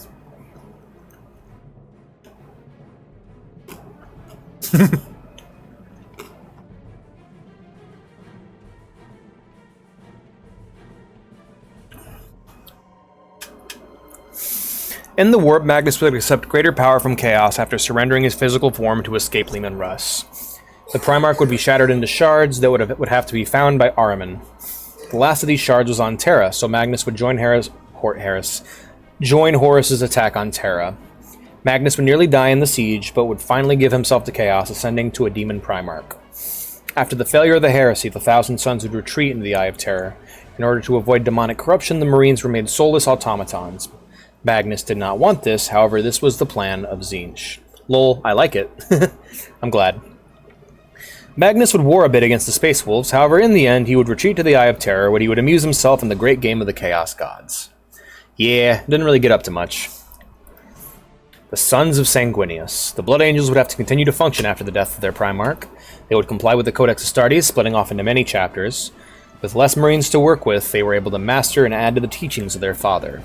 Death Companies were founded to handle the newly awakened Black Rage. The Black Rage, an unending PTSD attack that was triggered by the death of Sanguinius, would be the eventual fate of all Blood Angels. The Raging Angels would be put into Death Companies and would be sent to die in one last glorious battle, as continuing to live would be nothing but pain. Despite this, the cannibalistic tendencies of the Red Thirst would have more ways than ever before to handle it, both preemptively and after the fact. The Fallen and the Lion's Rest. When the Siege of Terra ended, Johnson returned to Caliban, only to be met by a salvo of gunfire. The Primarch learned that Luther had turned the planet against him, and the Lion assumed that they had fallen to chaos. The Lion would ruthlessly bombard the world from orbit, destroying almost everything on his homeworld. Johnson would descend to the planet and duel the corrupted Luther. However, the Chaos Gods at this point... So this is actually interesting, because this isn't true anymore. Originally, I thought that was just the Chaos Gods. We're going to go ahead and skip this, but basically, mysteriously, the planet was suddenly pulled into the warp. The Fortress of the Dark Angels would be left floating in space amongst the rubble, and inside the Dark Angels would find a purified Luther. Luther would tell the angels that the Watchers in the Dark had taken the Lion, and that one day he would return to forgive Luther's sins. Luther's Dark Angels would be pulled into the warp and thrown out into the galaxy. These corrupted angels would be known as the Fallen. Shay was just my boy. Peter Turbo Ascendant. After luring the Imperial Fist into a devastating trap, the Iron Warriors would flee into the Eye of Terror. They would secure their own demon world, Medrengard, crafting a nearly impregnable fortress world. He would then dedicate his time to corrupting the machine spirits of many forge worlds, turning their forges into demon engines. At some point in the future, he would become a demon Primarch, but knowledge surrounding this event is basically non-existent. And yeah, we don't know much about Peter Turbo's demon form. This is fan art here.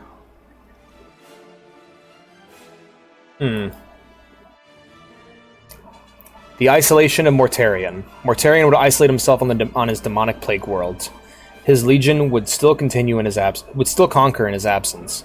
However, Mortarion would occasionally emerge from his meditation, taking worlds and sometimes entire systems at the head of Nurgle armies. But most of the time, the Primarch spent his time alone or wandering the realms of chaos. The First Heretic. Lorgar would flee into the warp, and finally the First Heretic would ascend to demonhood. Following this, he would go into exile, meditating alone in his tower. However, something was hunting and killing his word-bearers in the warp. Lorgar would engage with the creature and would lose. The creature hunts the demon Primarch to this day. Not much happened with the con. Jagadai Khan would hunt down and destroy many traitors, chasing them into the warp. At some point, he would be attacked by the Dark Eldar. Retaliating against the elves, he would chase them into the webway, never to be seen again. Yeah, it's pretty sucky. Death is nothing compared to vindication. Floating alone in space, Kurz would await his fate. An Imperial assassin by the name of Imshen would find the Night Haunter in his stasis ship, engaging in monstrous rituals. Conrad had made a flesh effigy of the crew to his father that he would talk to, this false idol begging for answers. And he would talk to this false idol begging for answers. Kurz would meet with his assassin gladly, as their arrival had proven every nightmarish vision right, and by extension, proven him right in all of his actions. Shen would kill the willing Primarch and take his head. The remaining Night Lords would capture her en route to Terra and kill her. The Night Lords would continue their grand acts of terrorism, but without aim or goal. Let's go back. Malkador's legacy. Before and during the heresy, Malkador the hero would seek out powerful and intelligent individuals and would send them out on secret missions for the Imperium. After the heresy, these agents would be left leaderless. The mortal agents would form the Imperial Inquisition and would exercise complete authority in order to target the evils within Imperial society. The Space Marine agents would form the Death Watch and would recruit veterans from other chapters. This chapter would become a special forces unit dedicated to fighting against the alien threats to mankind's rule. Finally, the librarians under the command of the Sigillite would form the Grey Knights, a secret order of psychic crusaders that would hunt the demons without rest. Angron's Dominion of Fire. Even after the heresy, Angron's Legion was a problem. They would slaughter their way through over 70 sectors, and it took 4 Space Marine chapters, 2 Titan Legions, and 30 Imperial Guard regiments, 1,000 to 100,000 troops, to finally stop him. The reborn Angron would invade the planet Armageddon, forming many shrines to Khorne. Finally, the reborn Angron would be banished to the warp by the Grey Knights. Arthur Morgan's probably peak right now, in terms of sad deaths. The Fallen Raven. After the heresy, Corax would be guilt-stricken, spending a long time in his Ravenspire, begging his father for forgiveness. A year later, he would leave his tower and head for the Eye of Terror, never to be seen again in the Imperium. Corvus Corax would dedicate himself to hunting traitors in the warp, eventually mutating into a demon, but all the while keeping his mind. Lorgar would attempt to come to the aid of the traitors, only to get bodied by Corax once again. I feel bad for Lorgar. Like, the dude, every time he leaves his house, Corvus Corax just kicks the shit out of him. Corvus Corax had his scent at this point and would hunt his brother to the ends of the warp. The God Emperor of Mankind. The Emperor was alive, but barely. However, his soul was still amplified by the Golden Throne. The Lectitio Divinitatis would continue to grow in popularity, and the Emperor would gain power in the warp from the constant worship. On top of this, over 1,000 Psykers were sacrificed to him daily to keep him alive. The worship of the Emperor would grow so much that eventually the Imperial cult would take power in the government. The Age of Apostasy.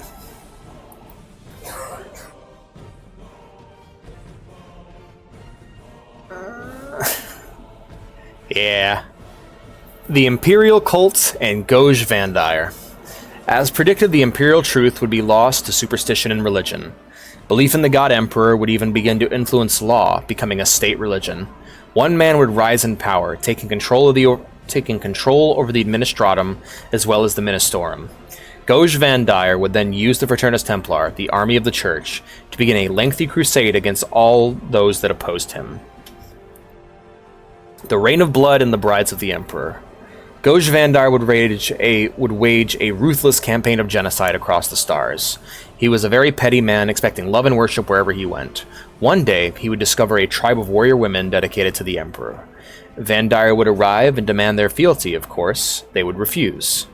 He would then hand their leader a bolt gun, and subtly activate his Rosarius, a force field generator the brides had never seen before. After the bolt shell was deflected harmlessly, the brides would bow before Vandire and swear to serve him. How you doing, hun? I'm okay. What are you up to? Just watching Adventure Time. Nice. Do you have a smoke? Rad. I'll come join you here in a bit. I'll see you soon. I'll see you soon, hun. Alrighty, back to it. Goj Vandire's last stand. The brides of the Emperor would become Vandire's assassins, concubines, and greatest warriors. At this point, the Space Marines had gotten sick of Vandire's shit and would attempt to stop him. The combined forces in the Imperial Army, Fraternus Templar, and Brides of the Emperor would hold off the Astartes rather easily. Eventually, Goj Vandire would return to Terra and capture the Imperial Palace. To be fair, the Custodes didn't really try and stop them, as they had a bit of a plan. The commander of the Custodes would offer to show Alicia Dominica, leader of the Brides, the Emperor in the flesh, on the Golden Throne. Alicia would enter the room. Nobody knows what was said to the woman, but when she left, her hair had been bleached white, and she single-handedly ended Goj Vandire's reign of blood. Yeah? The Adepta Sororitas. After the Reign of Blood, the Church was no longer allowed to have men under arms. Of course, part of this ruling was the intentional loophole that the Brides would become the new army of the Church. They would be renamed from the Brides of the Emperor to the Adepta Sororitas, or the Sisters of Battle. They would also become part of the Inquisition, dedicated to the destruction of the traitorous and heretical armies. Rise of the Tau. We're finally getting away from the Imperium for a bit. On the planet Tau, a race of simple aliens would war with one another. One day, an advanced evolution of these aliens, known as the Ethereals, would be born, and would unite the simple people under the philosophy of the greater good. This philosophy would put forth the idea that people should work together for the mutual benefit of all other people, no matter what race they are. Under this belief, the aliens would prosper, becoming the Tau Empire. The Tau would grow rapidly, creating powerful technology and bringing other races under their banner, such as the Vespid and Kroot. The Tau Empire. The Tau Empire would become masters of ranged combat, using all their technology to destroy foes from a distance and prevent Tau casualties.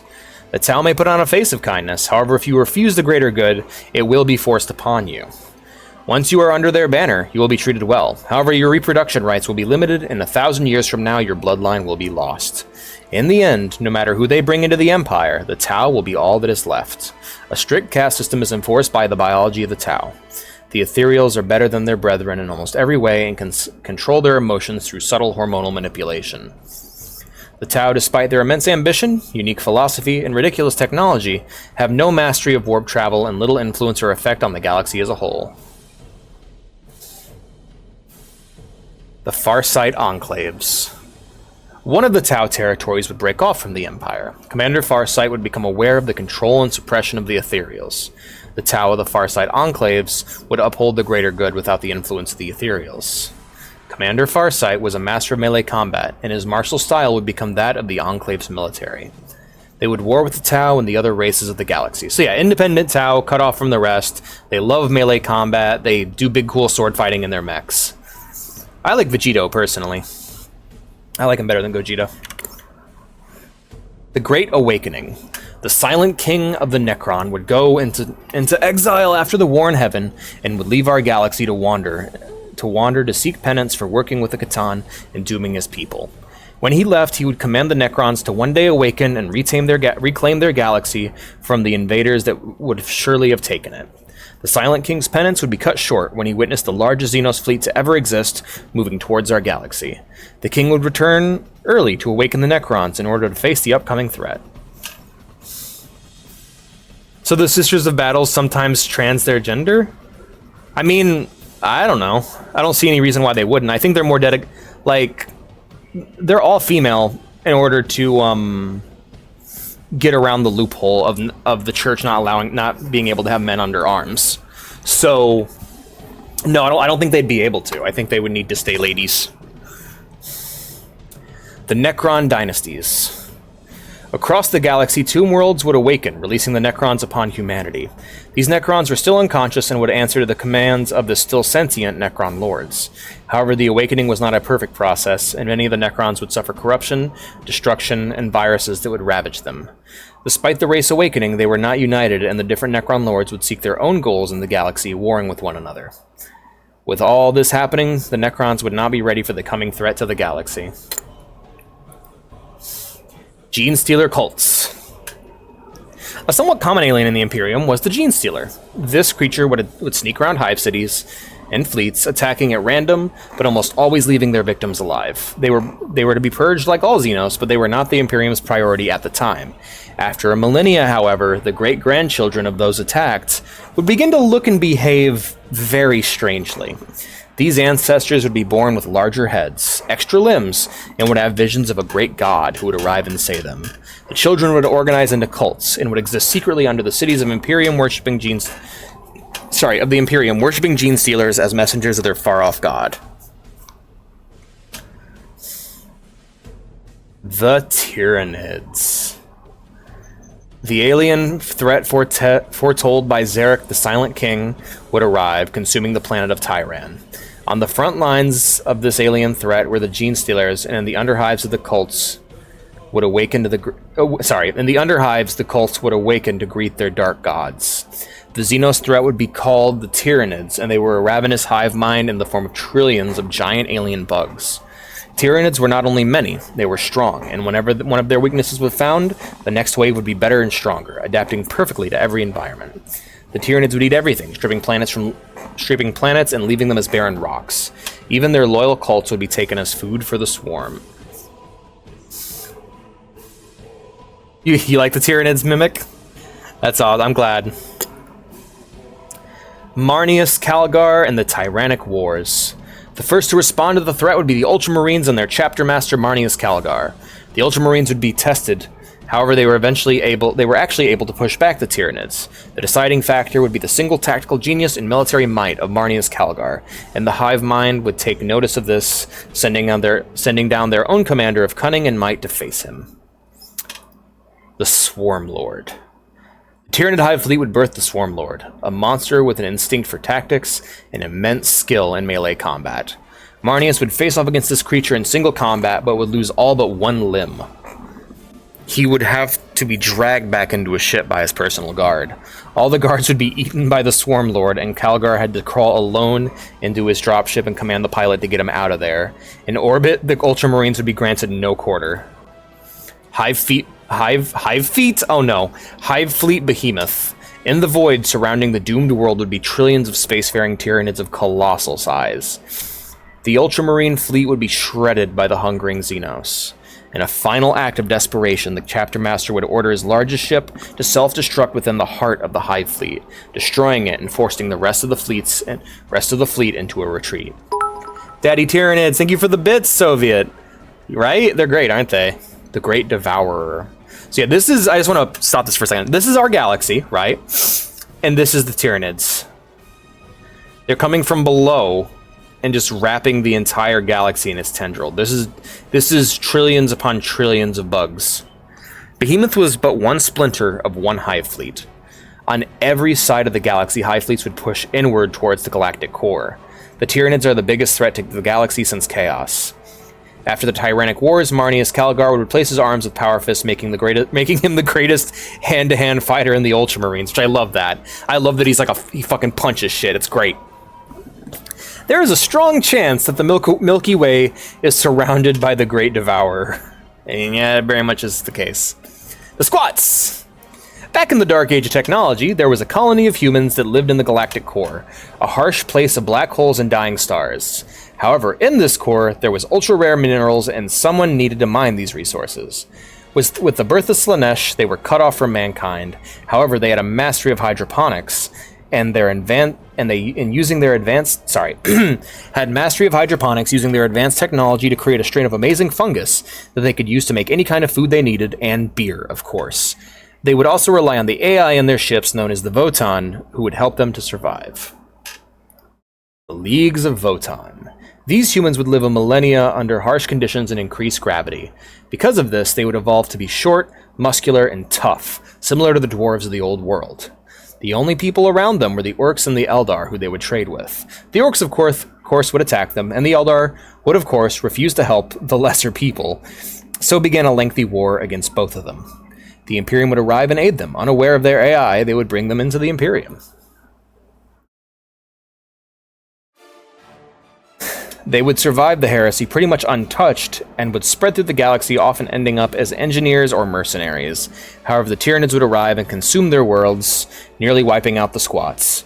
The remaining squats are the aforementioned mercenaries in the Leagues of Votan, guilds of engineers, artisans, and warriors that use the thinking ships known as the Votan. These squats would live independent of the Imperium. So yeah, we have... So the squats were mutated humans, and they're now split into two factions. There's the ones that just kind of live among humans, which they're rare, but they're around. And then there are the Leagues of Votan. They're technically still human, they're just mutated. And yeah. Just wanted to let you guys know that. I think they're neat. I've always really liked the squats, so... For me personally, I think they're rad. They used to be like, they used to have like a really cool biker aesthetic, but now they're more, I would describe them as astropunk, you know? Like they have that kind of Starfield aesthetic of just higher tech, what we have now, but higher tech, you know? The Fall of Cadia. Cadia was a world stationed right outside the Eye of Terror. Naturally, this led to the planet needing beefy defenses to deal with the constant flow of demons, traitors, and warp fuckery. This world would become the largest supplier of guardsmen to the Imperium, and so it would become the target of Abaddon the Despoiler. The Black Crusades. Abaddon had not been sitting idly by in the Eye of Terror. He had been waging wars against mankind, known as the Black Crusades. These could be anything from rituals to the theft of planet-destroying weapons. In the War in Heaven, the Necrons under the command of the XII would create Blackstone fortresses, massive planet, annihilating superweapons. In the 12th Black Crusade, Abaddon would steal 2 powerful Blackstone fortresses. Ussachar E. Creed. Lord Castellan Ussachar E. Creed was the commander of the Imperial military on Cadia. Creed was notorious for being a tactical genius that would outsmart any foe and win seemingly impossible battles. His best friend and bodyguard, Jaren Kell, would accompany him wherever he went.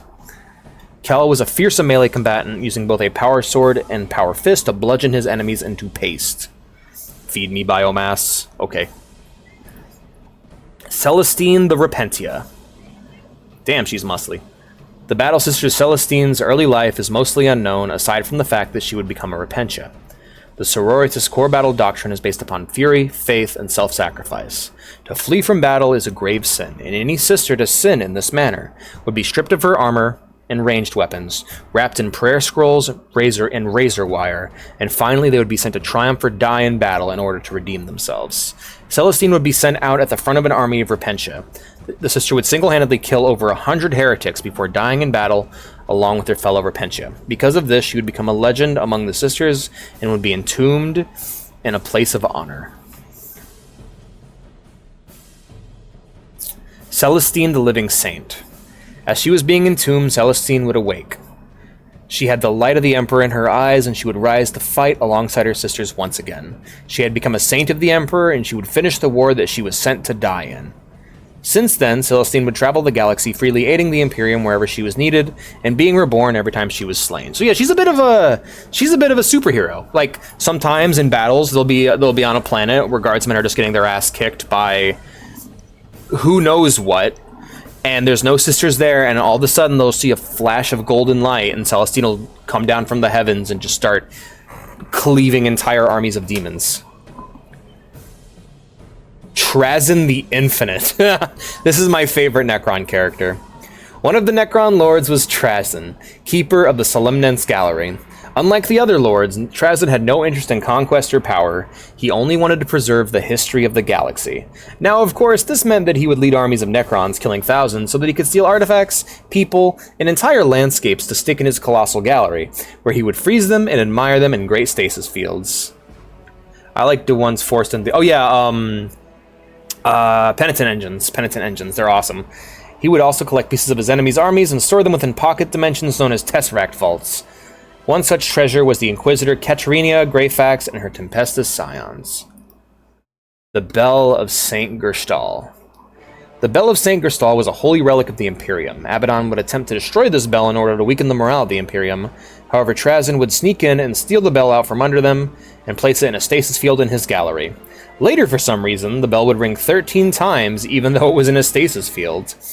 The sound from the bell was so loud that it would break other stasis fields, freeing space marines, demons, soldiers, and more into the gallery.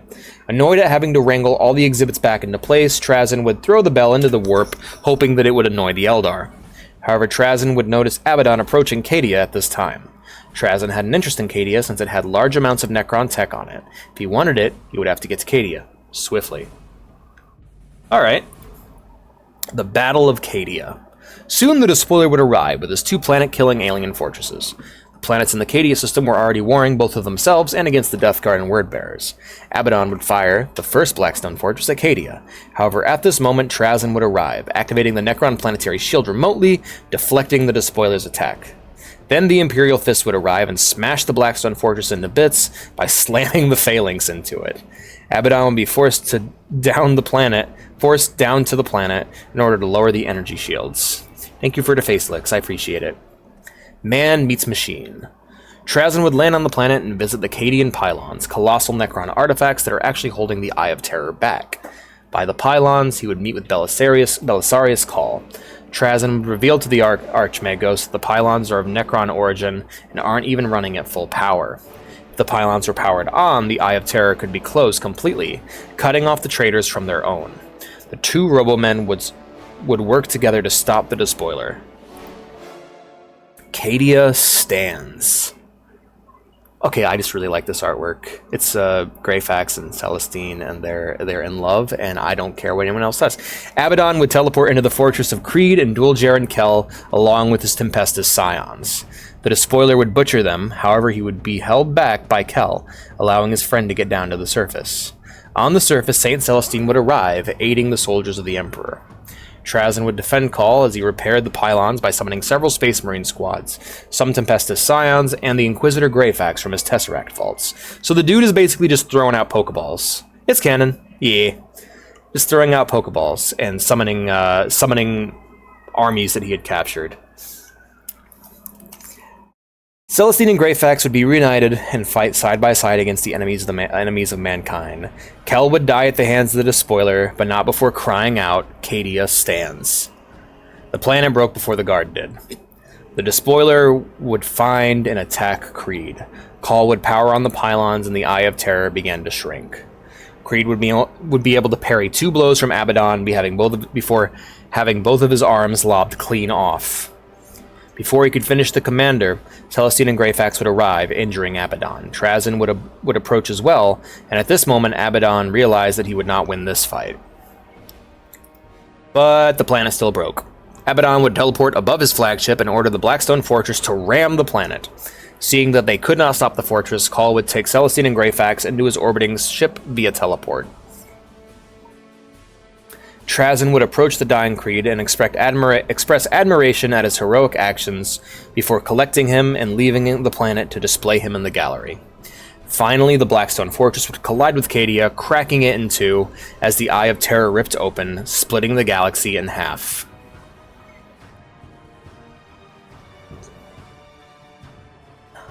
The Great Rift.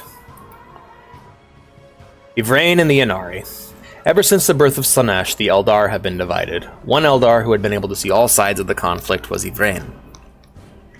Yvraine was born to a craft world, fought as a Dark Eldar, and pillaged as a Corsair before finally dying to the Dark Eldar. When she died, however, she was not taken by Slaanesh, but was saved by a newly born Eldar god. In need is the god of death and rebirth, embodying the never-ending desperate hope of the Eldar race. The newly resurrected Yvraine would become the prophet of Enid, and would unite Eldar of all stripes under her banner. Escaping Cadia. Though Cadia had fallen, Belisarius Cawl had work to do. Lucky for him, Greyfax, Celestine, the Black Templars, and the group of survivors, Yvraine would arrive and pull the group into the webway before the planet split. The Imperials would be apprehensive, however this Xenos had saved their life, and both Celestine and Cawl vouched for the elves. The group would exit the webway and arrive in the Ultramar system. The Ultramar Campaign. The party would meet with Marneus Calgar and Chief Librarian Tigurius on Macragge. After a brief argument, it is revealed that Abaddon is invading the Ultramar system to prevent the resurrection of Guilliman. The party would unite with the Ultramarines with the intention of stopping Abaddon. The arrival and the betrayal. The party would arrive at Guilliman's stasis chamber. As the party approached the Primarch, a detachment of Chaos Marines would breach the chamber and attack.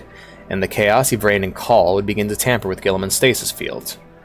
Calgar would attempt to stop the elf and Archmagos, however Tigurius would intervene, stopping the chapter master. Yvraine and Call would encase Guilliman in a new suit of armor and disable the stasis field, killing him. Guilliman rising. Marneus Caligar would watch in horror as his father drew his last breath. The Chaos Astartes would overwhelm the party, however the tide would turn. The Primarch would stand, given life again both by a need and the armor of fate, the ancient armor he must now forever wear. From this point, Celestine would declare all of their losses to be martyrs as she led the survivors in battle behind the Primarch. The remaining Chaos troops were no match for the risen Primarch. Crestfallen Primarch. I got this art because I thought it was cute. Of Yvraine like hugging his arm. I don't know. I just think it's cute. I ship it, but whatever. Shut up. I like it when 40k gets all cutesy and shit. I love the fan interpretations of stuff from 40k because it's just so fucking grimdark all the time. I love when people get a bit cutesy in anime with certain parts of it. After the battle, Guilliman would speak with his new allies. As he learns of the 41st millennium, he would be overcome with shame and disappointment at what his father's empire had become. The people that came to his aid were a group of zealots, demons, heretics, and Xenos. Yvraine would have friendly conversation with Guilliman and depart. The Primaris Marines and the New Imperium. Call and Guilliman would use their years of research to upgrade the Loyalist Astartes with new augmentations and war gear, creating the Primaris Marines, larger and stronger Space Marines. Guilliman and Chapter Master Dante of the Blood Angels would take up leadership of the split halves of the Imperium. Almost every Space Marine chapter would be reinforced by the new Primaris. Why did I say remains? Would be reinforced by the new Primaris. I wrote remains instead of Marines. What the hey? I must have been tired when I wrote this. Right now, I'm just learning about impact frames. Everyone's given up on the Warhammer stream. Everyone's just here to support me morally. That's okay. The Arcs of Omen. Abaddon the Despairer. Abaddon would fall into a depression after the fall of Cadia. The Despoiler wanted to work alongside Chaos, not under it. However, many Astartes would fall to Chaos and make decisions outside of his control. On top of that, the other traitor legions fought for their own petty goals or their goals of the gods. While researching the artifacts of Chaos, the War Master would encounter a powerful new ally. Here comes Vashtor. Within the realms of Chaos, there is a lesser god. Vashtor is the god of technological ambition and has served Chaos for a millennia, forging demons into weapons to tempt mankind. He would serve all four of the Chaos gods, uninterested in their great game. However, Vashtor wanted more, and would approach Abaddon the Despoiler with an alliance against mankind and eventually the gods. The War Master would accept, and Vashtor would reward him and his traitor brothers with great and powerful vessels known as the Arcs of Omen. These are some of the most powerful ships in the known galaxy, and Chaos would use them to wage war on the whole galaxy in order to acquire great relics that would empower Vashtor and Abaddon. Angron's Wild Ride. Abaddon would give the World Eaters their own Arc of Omen. Angron would ride to the planet Malak Baal, standing atop his flagship screaming into the void of space. On this planet was a psychic beacon which burned into Angron's mind, agitating him and drawing him towards the planet. The Coral Engine. A powerful psychic beacon known as the Coral Engine was found by the Imperium on the planet Malak Baal.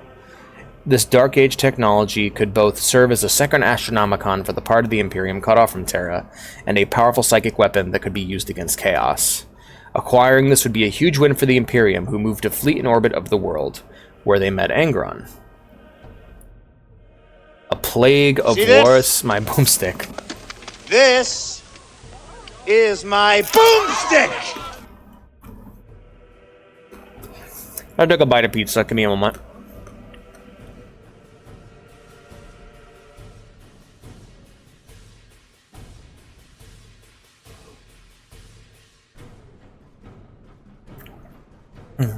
Angron's cry would strike fear and anger into the fleet, which would descend into infighting.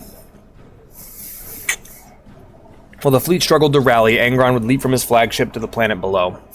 He would find the Coral Engine, and after feeling the presence of Khorne himself, he would plunge plunge his blades into the heart of the engine, destroying the planet, artifact, and himself as well. After the battle, the system would descend into war due to the corruption of Khorne. Vastor would arrive afterwards, gathering a mysterious piece of technology.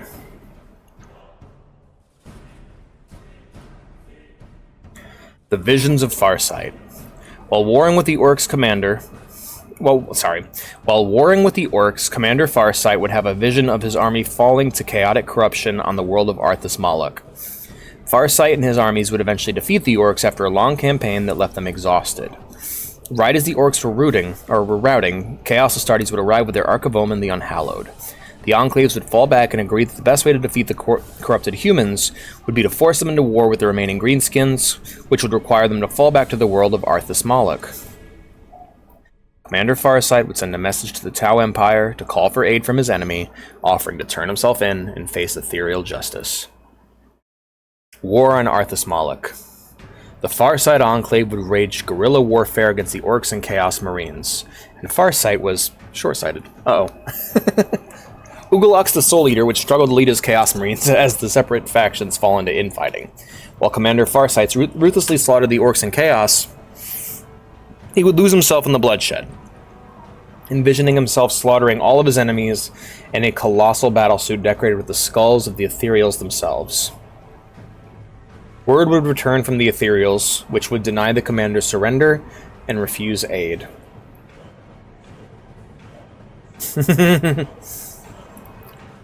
The testing of Farsight. When the Farsight Enclave were first on Arthas Malak, they had to contend with demons which spread from a portal which the Enclaves had to close. In the chaos of the fighting, the Alpha Legion would sneak onto the planet and acquire a Dark Angels fighter carrying a mysterious artifact on behalf of Vastor. In order to defeat the invading armies, Commander Farsight would reopen the portal, allowing an army of demons onto the world, killing Orc, Chaos Marine, and Tau alike. And Farsight would begin to lose himself further to this bloodlust, before remembering the words of his old master and ordering a retreat. The Rock. The Dark Angels had transformed the largest chunk of Caliban into their chapter's fortress monastery after the heresy. The fallen traitorous Astartes of the Dark Angels had been scattered across the galaxy and were actively being hunted by the Angels. Vastor would board an Imperium vessel, killing those aboard and contacting an AI, hidden within the vessel, demanding of it the secret location of the Rock. The abominable intelligence would comply. The Siege of the Rock. An Ark of Omen would arrive at the Rock, firing its weapon 5 times at the Gorgon's Aegis, breaking the shield, but destroying itself in the process. Could you? Vastor's forces would board the Rock with his army of demons and heretics in pursuit of the final artifact. The Dark Angels would halt his approach at the Nameless Gate, and the Grand Master of the Dark Angels, Azrael, would duel Vastor. Vastor's invasions would be interrupted by Be'lakor, the most powerful of the demon princes, who wished to do nothing more than deny the upstart Vastor his victory. Vastor was able to force the demon prince into a retreat, however the battle was lost, and he was forced to retreat from the Rock himself. The Dark Angels would capture some of the retreating Chaos Marines, and would subject them to the greatest torture possible. The Pursuit of the Vastor? Really, Alex? God damn it. The Pursuit of the Vastor. Why'd I write it like that? The Pursuit of Vastor. The Chaos Marines seemed to know nothing at first, however suddenly all of the traitor Astartes started telling the Dark Angels the location of Vastor. The Dark Angels realized the demon was speaking through the augmentations of the Chaos Marines, and that this was all likely a trap. This, however, was the only lead that the Dark Angels had, so they moved to the coordinates stated by the traitors. The Son of the Forest. Resting within the warp-consumed forest of Caliban, the Lion would eventually heal and stand once again. The Lion would discover that he could stride in and out of the warp forest from anywhere, allowing him personal warp travel. He would spend the years of his absence dealing with the Fallen. The Lion, like Gilliman, would learn from the past mistakes and would offer mercy to the Legion that betrayed him, forgiving the Fallen and making them his new army, the Risen and the Redeemed. After uniting his forces, he would arrive aboard the ship of Chapter Master Dante of the Blood Angels, who was in pursuit of Vastor. The Lion would join in his hunt. Invasion of the Idolatros system. The Dark Angels would find Vastor's fleet, awaiting them at their destination, the Idolatros system. The Angels, bringing 3/4 of their entire legion, would destroy, including successor chapters, would destroy the demon fleet and push forward. Vastor would summon a demon world from the warp known as Wormwood. This planet was crafted by the Demon Forge Master out of flesh, metal, and the remains of the planet Caliban. Vastor's plan. The artifacts the Demon Forge Master was gathering were to be assembled into a key. This key was of Old One creation. Vastor wished to use this key to access a vault the Old Ones used to lock away their greatest weapons. On Caliban is an artifact known as the Tuchilcha. On Caliban, an artifact known as the Tuchilcha is now under the protection of the Dark Angels. The Tuchilcha was believed to allow for super-fast warp travel. In reality, it used temporal loops, which took Caliban and scattered the Dark Angels, the Fallen, and the Lion himself. Vastor can use this artifact to tunnel into the Eldar webway, where he believes the vault to be hidden. So yeah, it wasn't actually the Chaos Gods who pulled the planet into the warp. It was the Tuchilcha engine being turned on that did it. Within this vault is a weapon that Vastor can use to become a new Chaos God and defeat the Imperium. Ah, the boopening! The battle for Wormwood. Kill him, Blue, kill him. The Dark Angels would arrive on Wormwood, where they would encounter Angron, who would begin to slaughter them. Dante would arrive in orbit, informing the Dark Angels that their Primarch is aboard the ship. The Dark Angels would fall silent for several minutes before collectively erupting into scream questions over the Vox. Dante would land on the planet, only to be immediately knocked unconscious. As Angron was about to execute the Chapter Master, the Lion would emerge from the forests. Thank you, Blue. Unstoppable force versus a movable object. The Lion and Angron would duel. The Demon Primarch would assail his brother, but would be parried and deflected over and over again by the shield of the Emperor. The Dark Angels would have a tense meeting with their redeemed brothers, who assured them that past disagreements were irrelevant in the face of their shared enemy. Bloodied and broken, the Lion would eventually trick Angron onto his sword before decapitating his demon brother and sending his soul back to the warp. Vastor would infiltrate and acquire the Tuchilcha engine, the final thing he needed to find his vault. The Loyalists would flee the demon world as it began to shudder. The last thing they would see of the Wormwood was it moving into the webway along with Vastor's fleet. Also observing this would be Inquisitor Kotias, who questioned why the Eldar never got involved in all this. They were a bot. They were just advertising views. View bots. Alright, well, I feel like most of y'all have fallen asleep. For those of you who are awake, we're going to now get into the portion of the stream which is, hey, this Warhammer thing sounds neat. How do I get into it? Says somebody in chat, probably. So first things first, the hobby's what you make of it. There's lots of fun ways to experience Warhammer. You can experience it via lore, like just on watching lore videos on YouTube. You can watch fun animated series. You can play fun video games. Read really, really good books. Some of my favorite books of all time are Warhammer related. You can wage war on the tabletop as your favorite characters and armies. There's a lot of fun in just putting together the models too. Thank you, Blue. Good thing. I'm glad you're reading that script I gave you. So let's talk about some good Warhammer media. In each of these slides, I will recommend different Warhammer media for you to consume. So first off, we're going to talk about lore YouTubers, which I think should be your first stop. Your first stop after this should be Adeptus Ridiculous. If you wish to learn a lot of Warhammer lore quickly, that's in a really fun and entertaining way, I recommend Adeptus Ridiculous. If you want something a bit more tone accurate and detailed, Lieutenant 09 would be a great next stop. He covers really good specific events and characters in a detailed and immersive manner that really matches with the gothic noir tone of Warhammer. Oh shit. Finally, if you want to learn all the little minute specifics like how each weapon or piece of technology works and details of the Warhammer world, then you should definitely check out Arch, formerly known as Arch Warhammer. His channel is really good about just like the really hyper-specific details. Like if you want to know how a bolter works or a shuriken launcher works, you can definitely check that out. Next up is Warhammer shows. My first recommendation is If the Emperor Had a Text-to-Speech Device. It's a wonderfully written and simply animated comedy series that emphasizes the humor of the Warhammer universe. So, like, if you thought all of that was just silly, then If the Emperor Had a Text-to-Speech Device would be your next stop. After that, I'd recommend the Warhammer TV series Hammer and Bolter. It's pretty alright. It's an anthology show showing little stories from the Warhammer world. Does a really good job of giving you an understanding of the world. And finally, I would recommend the short film Astartes for its amazing atmosphere, animation, and fight choreography. That one's really good too. Very short though, and the longest running one of the three is going to be If the Emperor Had a Text-to-Speech Device, which is my favorite of the three. Warhammer video games. So the first game that I can recommend is Vermintide 2. This is a really fun co-op FPS where you face off against hordes of Skaven and Chaos Worshippers in the old world. If you really enjoy games like XCOM, then you should definitely play Mechanicus. This is a turn-based strategy game where you manage and outfit your own team of tech priests and invade a Necron tomb world. It's really fun and it's got kick-ass music as well. Yeah, pretty much. Finally, I recommend Dawn of War 2, as they're not only fantastic RTS games, but they let you play as nearly every faction, and you can get the games for dirt cheap nowadays. I got all, like, the entire series for like $5 on Steam. Really good shit. Next up would be Warhammer books. A really funny and expertly written book that I have not been able to stop thinking about since I read it is The Infinite and the Divine.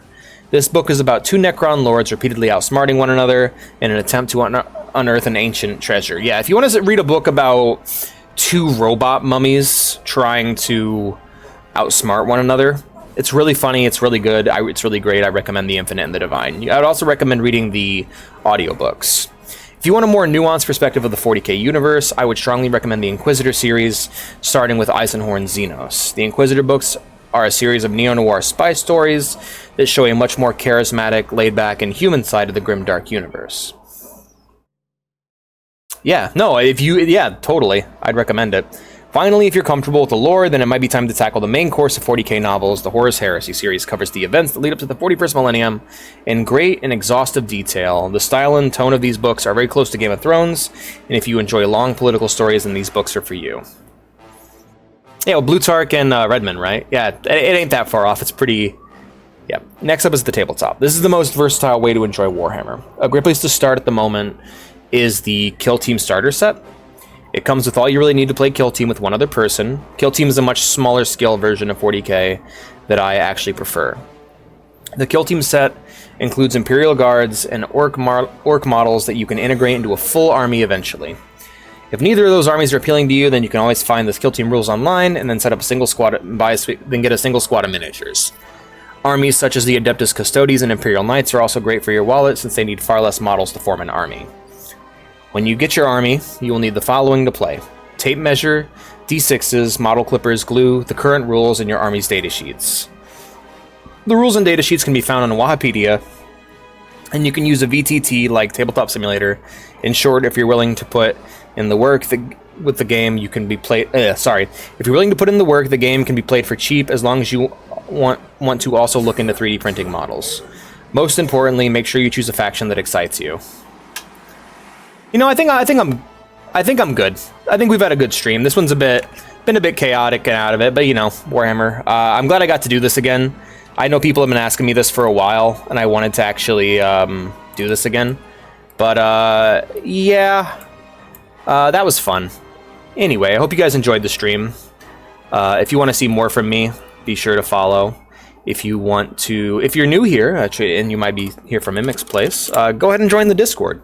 We'll be happy to have you. And if you want to support the stream, help it grow, and help us achieve our goal of getting PS3 and PS4 streams on the channel, be sure to subscribe. Subscribers get also get access to the special subscriber chat rooms in the Discord, which means you'll probably be playing games with me every day, so that'll be fun. All that being said, we're going to go ahead and find ourselves someone to raid. I hope you guys had a good time. I apologize if it wasn't the most interesting. I'm pretty tuckered out and tired, so we're going to go ahead and find someone to raid. Probably another Warhammer streamer, or... yeah, let's go ahead and see if we can find another Warhammer VTuber somehow, maybe. Warhammer, and then filter by tags, VT. We're going to find another Warhammer VTuber, shall we? Oh, we got one. 7 viewers. Nah, alright, yeah, we're going to go ahead and just find someone.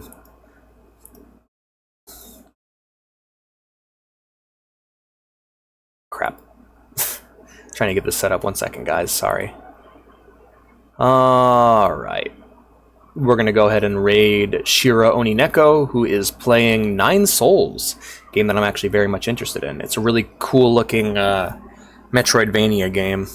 Anyways, hope you guys enjoy it. I will see you guys tomorrow for some Warhammer 40k Bolt Gun Forges of Corruption DLC, as well as the Horde mode if we finish the DLC. Alright. Take care, everyone. Have a good night.